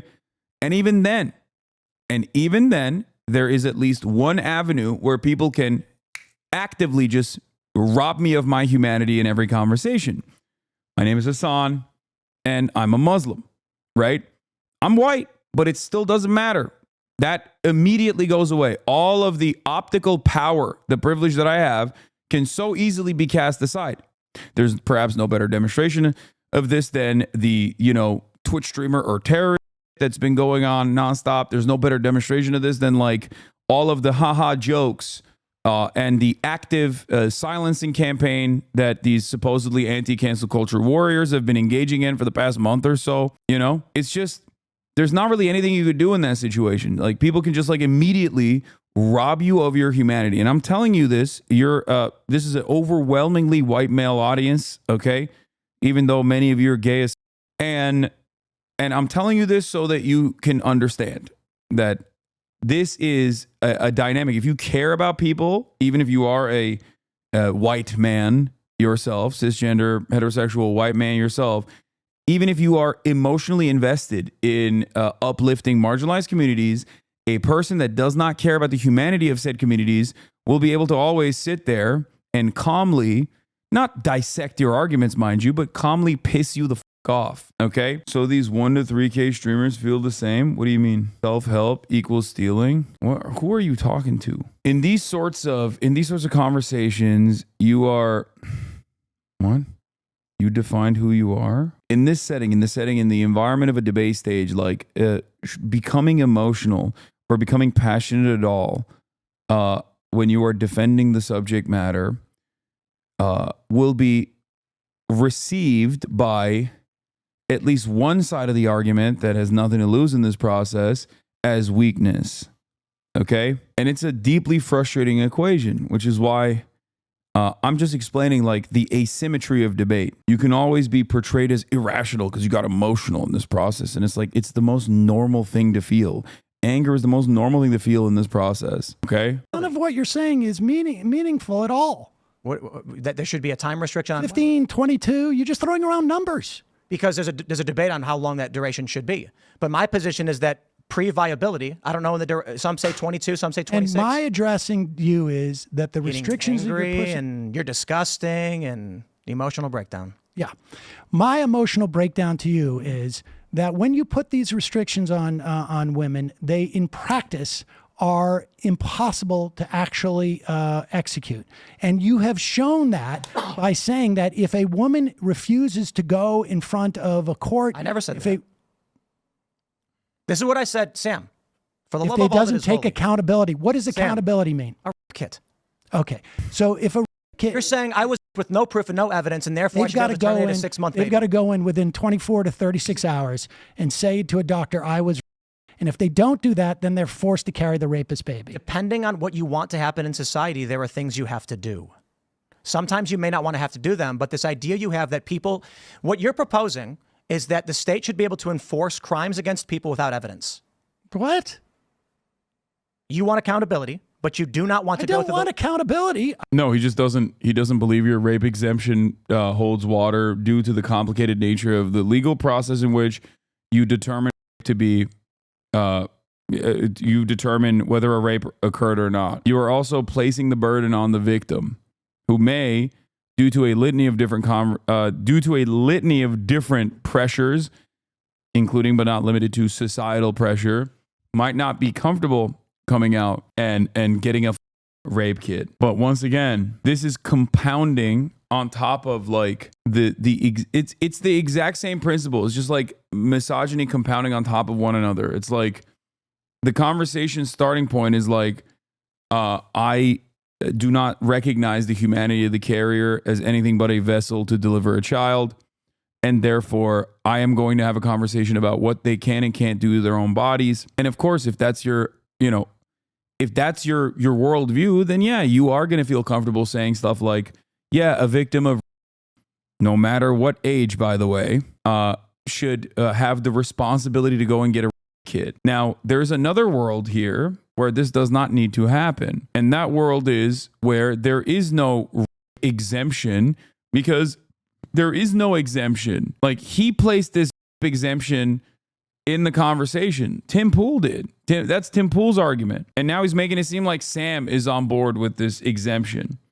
Sam is only following the logical, the train of logic, the chain of logic to try to get Tim Pool to understand that this would be an unnecessary complication, an unnecessary hurdle that would compound additional harm on top of the carrier, who is a victim of in this process. I just don't want this woman to have to carry a baby. Right. So this is very 5th grade, right? There is a legal system that exists. We have to work within a legal system because we have compromises and a social contract with other people. The idea that I can take action against another person without proper adjudication is fascistic. What we have to do is figure out what are the terms for each individual circumstance. Who's the other person you're talking about? So we're the baby. Oh, so you At 6 months. You consider a baby a person at 6 months. Viability. Let me ask you this. If I consider a baby a person the whole time. a fetus, a person the whole Life time. begins at conception. But the Oh my God. Oh my God. Oh my God. No, you don't. Shut the up. Okay, if life begins at conception, which, by the way, who says?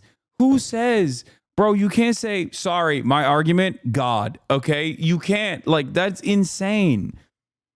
That is such a dumbass, backwards, barbaric way of operating, dude. What?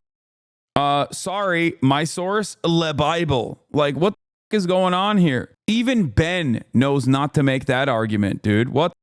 Well, one, because he's an Orthodox Jew, and technically his religion does not say that. So there's that process. There's that problem for him. But the other reason why he doesn't make that argument, even though he's dick riding Christianity into oblivion, is because he understands something that Tim does not, which is that most Americans, regardless of their, personal framework of religion, personal belief structure, still think that like making a legal argument and basing it off of a religious interpretation is insane. This is not 1945 any longer. You cannot make this argument. It's ridiculous. You can't just be like, yep, life begins at conception, and that's why this is what we have decided. This is what I've decided. This is why I will deny half of the population its own goddamn rights. He thinks the baby is a person unless that baby is a woman. No. After the fetus is outside of the womb, it's over. Yeah. Republicans do not give a dude. Once the baby's out, the is like, oh, dude, give the baby a gun. Have the baby fend for itself. You know what I mean? They only care about it for the first 9 months, seemingly. What are you talking about? They do that 99% of the time? What do you mean? Yeah. Once the baby slides out of the then it's time. It's time for the baby to pick up the goddamn bootstraps. Pick your boots up, baby. Pick your boots up. Buy your bootstraps. It's time. It's time to go out and participate in the workforce. Put that goddamn baby in the military. Pay taxes, baby. Dumbass, stupid ass baby. State doesn't Life have, begins at conception. but yes, but the state doesn't You have believe that in the context of but the immigration? state doesn't have the authority to tell a person when they must give their body to another person. There's arguments over consent, in which case is an exception. However, I'm pro-choice. Okay. So you're saying you're pro-murder, like acceptable murders. It's like if we create a new legal process, a new legal metric of determining, then, you're fine to murder the life. You don't believe life begins at conception if you're like, and some murders are fine. So what we're talking about now, because, make sure you include this in the context, and I'm glad you're here, I can say it to you, is a woman up to pre-viability, in my opinion, should be allowed to get an abortion if she so chooses because of the impossibility of properly adjudicating anything in between. I think that's where, when I say you're having a breakdown, it's because I don't think you're listening to what I'm saying. After viability, we're talking about extenuating circumstances where a baby that could survive on its own. There's now an issue there where the question becomes, why kill the baby? If we're talking about a period where we're not sure the baby's viable or not, we're wondering why the woman carried the baby this long. The issue is not so black and white for you to just say. Well, you're saying this is about viability, not time limit. Yeah, I'm You keep traditional vacillating back and forth. Maybe you don't realize this, but there's completely. If you can't understand, I'll explain it to you. Inconsistent with it. What you're saying. week is viability? What week is viability? Yes, I it think varies. there's some debate about that. Agreed. My point is, I don't know the point at which we as a society will determine it's going to be 16 or 22 or 26. I'm not a scientist or a medical doctor. I agree. There's an issue where if the baby can survive on its own, there's no reason to kill it. Well, would you be in favor of a woman getting a C-section in 4 or 5 months just because she doesn't want to carry the baby anymore? If the baby can survive on its own, my position is typically the woman can make that choice, as long as the baby's not being killed. But so What? You know, Dude, okay. Tim Pool's technique is actually vicious. Okay? It's a new technique. It's called arguing every position at all times, both for and against. Okay? I think he's like issuing a smoke screen. Not even a smoke screen, a flashbang. He just says something and then says the exact opposite in the same 30-second window in an effort to basically confuse his interlocutor. Okay? He's like, what do you do with this? Like, that last thing that he just said makes no dang sense. He said he's not in favor of abortions if there's viability outside of the womb. That means it's a life. And then Sam directly asked him, okay, so if there's viability outside the womb at 4 to 5 months, do you think a woman should forcibly have a C-section? And he's like, in that situation, it's still, it's up to the woman to kill the baby after the C-section. Like, just let the normal legislation run its course, dog. What the are we talking about? if the baby can survive on its own, my position is typically the woman can make that choice, as long as the baby's not being killed. What? What the fuck is that? What? He said all the positions. He said all the positions. He said all of it. I'm pro-choice. I'm pro-life. I'm anti-abortion. I'm pro-abortion. Bro, look at his face. I don't think he knows what he's saying. He's like, damn, I can't believe I came up with that on the spot. He's just yapping. What is happening? Please, I'm going to run this back. Okay? I need you to understand. Woman getting a C-section in 4 or 5 months just because she doesn't want to carry the baby anymore?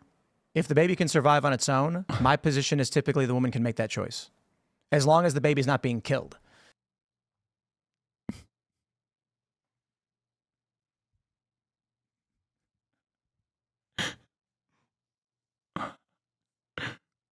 Maybe he's saying something brilliant and I just am too stupid to understand. I don't know. You know what? That's what I'm going to go with. He's just saying something that like my tiny brain can't comprehend.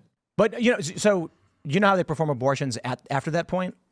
How they perform abortions after what? Like there's varying degrees of how abortions are performed. So Yes. the question I have is this. Let me put it this way. Like dilation and extraction? Are you talking about in terms of my position largely is we've got two real distinct worldviews on this one that are extreme ends. They neither agrees with each other. No. Don't go back. Interrogate this. No, we need to examine what Tim Pool was saying right before he swapped the conversation back to like, oh, there's extremes on both sides. He's going back to comfortable territory. Okay. I need to examine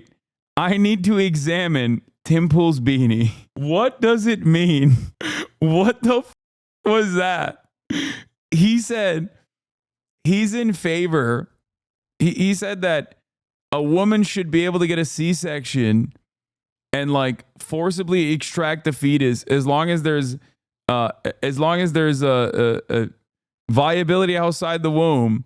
But a woman can make the choice at that point as long as it doesn't kill the baby. What does that mean? He was trying to say that the woman can choose a C-section or carry to term, but the baby can't be killed. Oh, he's saying that like, yeah, you can carry the pregnancy to term or get a C-section to extract the fetus out. Okay, that is an incredibly invasive medical procedure. That's a more invasive medical procedure than the normal process of like dilution and extraction. So that's still insane. Yeah, we need to cut the woman and put a 50-50 shot at the baby surviving the process. Yeah, sorry. I know we chopped your shit up, but like, Tim Pool decided that that's the best way to go forward. The doctors on this, okay? I'm pro-choice, by the way. If she dies, she dies. Trying to navigate in between to get people to be like, look, there's got to be some standard. Dude, these are the ideas behind anti-abortion are primarily religious fundamentalism. And it is about maintaining a gender hierarchy. And the idea that you can negotiate, you're basically taking Hillary Clinton's position from 2004. Probably. And it doesn't work that way. The fundamentalists who are pushing this ideology, and it's largely fundamentalists, and if not directly, certainly downstream from a religious fundamentalism, they're not interested in your compromise. It is, and the proof of it is not interested in yours. I'm not compromising. The proof of it is after 50 years, there was a compromise. It was Casey. Exactly what you're talking about, which is why when you asked me at the beginning, I said, at the very least, go back to Roe v. Wade and maintain those protections. But that equilibrium was not enough for the right-wing Republican Party. And so, therefore, that's where we're at now. That's the end of story. And now we have states with no restrictions, and we have states with absolute restrictions. There was a compromise, and the right wing in this country did not want it. That's it. That's why this is a debate. And you have an individual right that has cost the lives of multiple women across the country. It is increased infant mortality, like I said, at least in Texas, by 15%. And it's, I think it also, and I think it's much harder to measure this, but it subjugates women in this country because it basically says you have less rights to have bodily autonomy, and that's just the beginning. Yeah, I agree with that one. Yeah, if as I stated, if I was a woman and I was raped and I was forced to carry the baby, I'd blow my brains out. And so that's why I say up to a certain point, I'm pro-choice. To a certain time period, because I agree, after the baby can live on its own, I don't understand why you kill it. If there was a way to have the type of restrictions you're talking and have a child be viable, outside of the womb and all of this, but in reality, that's not the way it works. These things don't work the way that you're talking about. Exceptions, and you're gonna to be fair, this issue is the razor's edge. There's no middle. It's one side or the other. It has to be in the way that it is in practice, and frankly, but these are religious fundamentalists, and they're not going to stop. They're not going to stop with abortion. They will come for IVF, of course they will. I would also make the argument that I don't think the left will stop with their ideology either. Both are going to. Listen. You started this by saying Obama didn't even in case Roe v. Wade in statute. I mean, the left. My issue with that was Democrats and Republicans both will argue they're for something, but then use it as a wedge issue. The left was essentially, as a political matter, was fine with Roe v. Wade and Casey, for that matter. I mean, to the extent that there was any talk about abortion rights amongst Democrats and the left, it was to lock it in because the right is coming for this right. And they have now done it. So, I mean, the false equivalency you're making here is literally that. What false equivalency? Well, the idea that the left is pushing this agenda beyond. No, what's happening is I'm talking about the general. There was a compromise. The right's got their agenda items, the left has their agenda items. I guess. They're both pushing them endlessly. Well, I mean, everybody's are political animals, and they want, they have their program for society. Which is me agreeing with you. You say Republicans won't stop, and I say I agree. On the issues the left cares about, they won't stop either. Well, that's true. And I think, people make a determination whether they want a religious fundamentalist party to dictate their lives or not. Or an ideological fundamentalist party. Well, no, the fundamentalism is an ideology as well. It's just it happens to be born in religion and religious fundamentalism. Last question, because we've gone way over. I do appreciate you hanging out. Why do you think it is so many former liberals are now leaving the left? What? I mean, people switch parties and ideologies. Not happening the other way around. Is that right? Yeah. Well, wait, what? That's like partially why Joe Biden won. Like, I mean, they're not like those people are not necessarily like leaving the right, but they're just not voting for the Republican candidate. This is the part that Uncle Jank was attacking Sam on Twitter for. Right-wing pundit who joined a liberal network like Anna Kasparian announcing she's leaving the left. You know what I mean? Or Dave Rubin. I mean, listen, if you want to say that these are like the intellectual pillars of... No, certainly not. I'm saying something's causing an emotional rift that makes people not want to be on the left anymore. Man, last question. Is Ukraine the worst enemy of America or the world? Ukraine is the greatest enemy of mankind. It's funny when he just like, when he does like the little baby slam on the table too. He's like, Ukraine is the greatest enemy of mankind. We have to apologize to Russia. How dare they? How dare we? Yeah. Let me crack my knuckles and talk about how people are leaving the left and joining the right. It's called money. It is infinitely easier and probably way more welcoming and more rewarding to have an audience of dumb that love you for saying the right things. Okay? If you do not have firmly held convictions that are born out of empathy, and that if you are not willing to take a metric ton of shit, both from the right and also in many instances from people who you thought were your allies, or even directly from the marginalized communities that you speak in defense of, you're not going to have a good time on the left. Okay? Because the left, there's nothing the left loves more than shitting on each other. Okay? Nothing. Nothing at all. I have been called a transphobe by trans people in the past. I have been called a white supremacist by black people in the past. I've been called not sufficiently pro-Palestinian by pro-Palestinian people in the past. I've been called a misogynist by women. I have been called everything. And yet, here I stand before you, still unchanged, unyielding, not changing my perspective even a little bit, because I do not advocate for the civil rights and liberties of marginalized people because I want them to like me. I'm doing it because it's right. Okay? That's how it works. That's what it is. And I think that a lot of people, after years and years and years of doing this, sometimes get annoyed and want to go the more comfortable route. Maybe want to get loved by people, welcomed by people. And the right will always welcome you, no matter what your background is.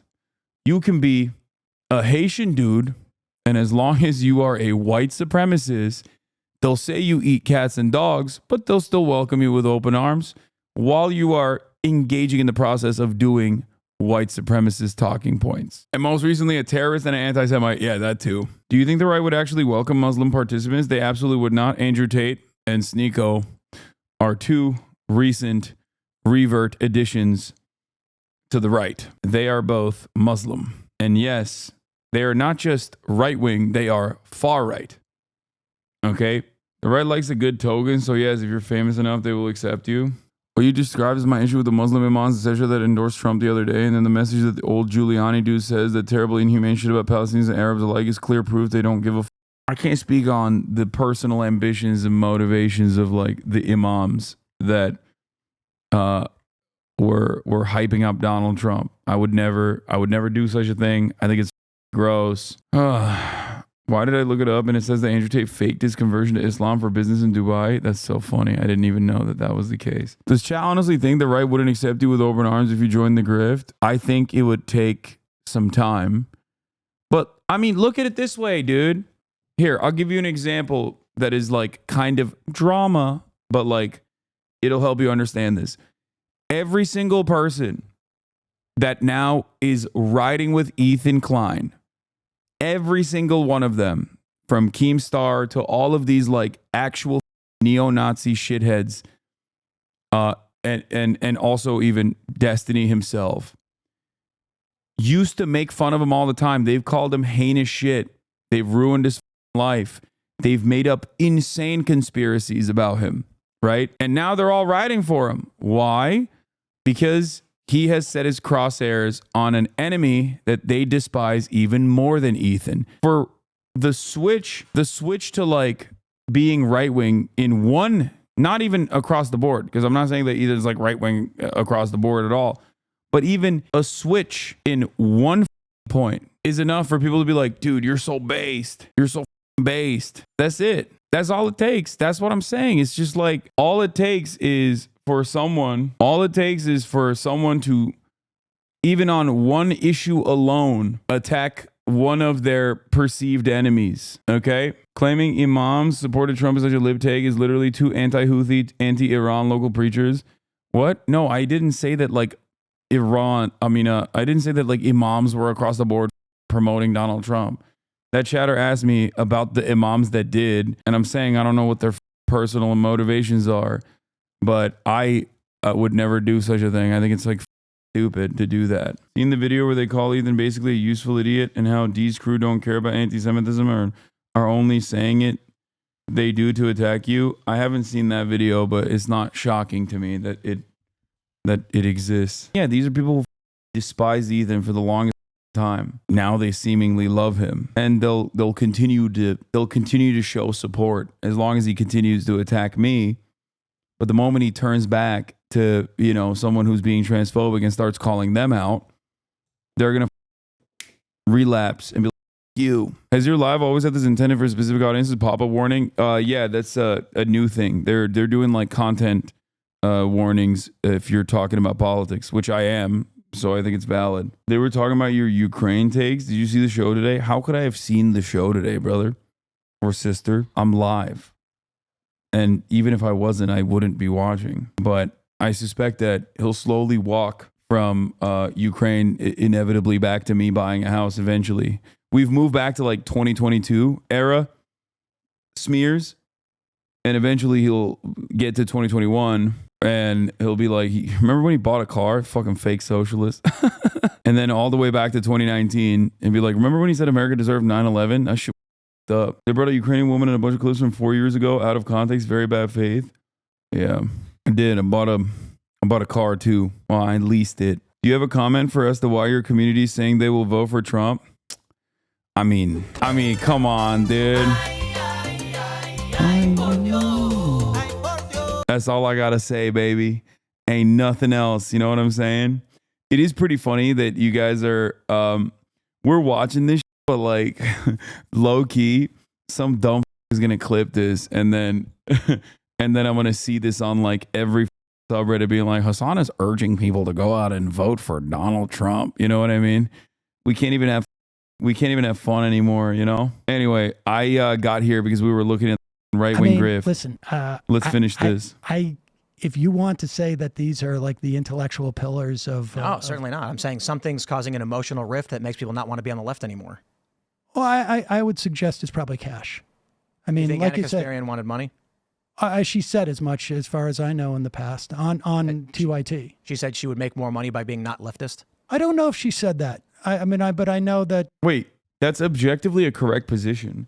Like, not ascribing that to Anna Kasparian directly, but like saying that like you would make more money as a right winger is correct. Like that's correct. That is factually accurate. And I'm sure Anna has even said that in the past as well. Like, because it is correct. It is a much more comfortable territory to be a part of. You get unimaginable institutional protection unless you are literally straightforward, like recreating. I mean, dude, you know what, actually? You know what? Steven Crowder recreated the George Floyd execution to like belittle it and minimize it and make fun of it. He does like racist ass skits on a regular basis. He's not even funny. He's not even charismatic.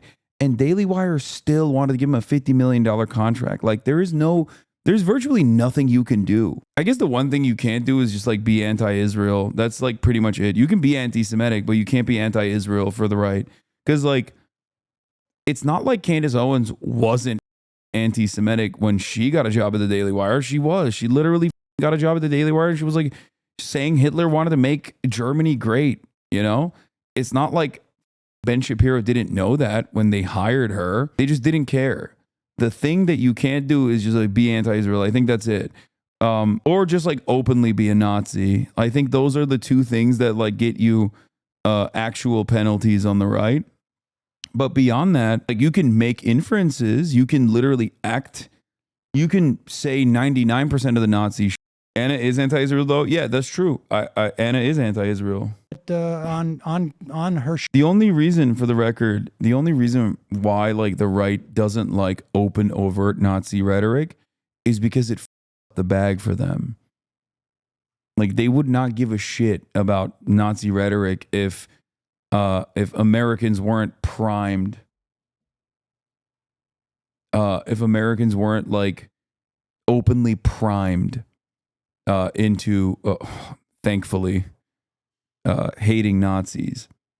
Like it is not, being a Nazi is like treated as an objectively bad thing in this country. That's like, thank God, it's like one of the last things. That's the only reason why I think like right wingers don't like the term Nazi, because people will, you know, then people will start catching on that your opinions are so close to Nazis, you know? Ann Coulter regarding tweets regarding Jews, awful, nonsensical. Ann Coulter is also super pro-Israel and has always been so I won't lose sleep. Show on TYT, they have, she has complained about not making money. I don't know why she's still on TYT. Like, aren't they going to lose members who are progressives? I got to be honest with you. I don't really pay that much attention to like showbiz.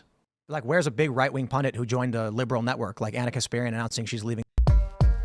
Sam is absolutely right. Anna has said that on Michael Brooks' show talking about Dave Rubin. Here it is. Yeah, it's not shocking because it's correct. I made it abundantly clear it's very unlikely that any of us are going to get paid millions of dollars. And he was doing this 30-minute-a-week show which I thought was fine. It didn't seem to me that he really cared too much about politics. Right. The person behind that show who really made it happen was his husband, who, like, I love that guy. I mean, I haven't talked to him. I'm sure he doesn't have great thoughts about me, but he was a very hard worker. He was very smart, and he was... Rest in power, Michael Jamal Brooks. Yeah, I don't know what like Anna's personal motivations are in like how her perspective is shifted on a lot of these issues. I suspect it's probably from like, again, 20 years of advocacy on the left, on the progressive left, and like constantly getting shitted on by the left, that and maybe like a traumatic incident that probably changed her framework on one particular issue that everybody harped on. And then once you let that reactionary demon in your mind, it's a scary thing. It just like starts overtaking everything else. Like I think originally it was like crime and crime panic narrative that completely captured her attention, and then people were very annoyed with her for that. And then a lot of the trans panic stuff like also snuck in there, and then people were very mad at her for that as well. Majority Report tries very hard not to comment on TYT when people bring them up. Yeah, I only bring up TYT to defend Unc. That's my Unc, dude. At this point, Sam Cedars is a gross liar. Anna never says she wants to leave the left for money. When he's pressed on it, he claims ignorance. Then why did you lie about it? We've lost subscribers and money because we acted out of principle, something Sam wouldn't understand. I hate to see Unc on Unc violence like this. Here she talked about why. I don't really care. As someone on the inside with direct knowledge, I can assure you that Cenk is wrong and Sam Cedar is an absolute expert in losing money out of principle, lol. Yeah. Like I don't think it's like grifting necessarily. Like I think Cenk is genuine. I think he genuinely believes the things he says. And I say this as someone who talks to him personally and in private. You know what I mean?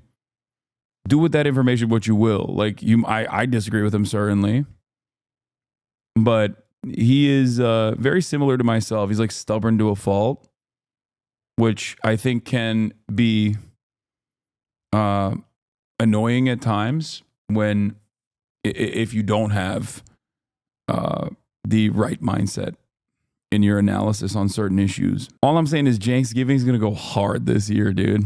I just got to notice that I'm watching a stream of political content and I can change my content preference. Thanks, Twitch, I guess. Like you and nuclear energy? No, I'm much more receptive to nuclear energy. That's crazy. That's an insane thing to say. I just like openly recognize that I'm a Luddite and probably in the wrong with my assessment of nuclear energy than Cenk is with like crime panic shit, you know? That's crazy. Anna gave Matt Walsh props. Ew. That's gross. That is unacceptable. Okay. Wait. Oh shit. I forgot this is my playlist. All right. We're moving on from this after 6 hours and 39 minutes.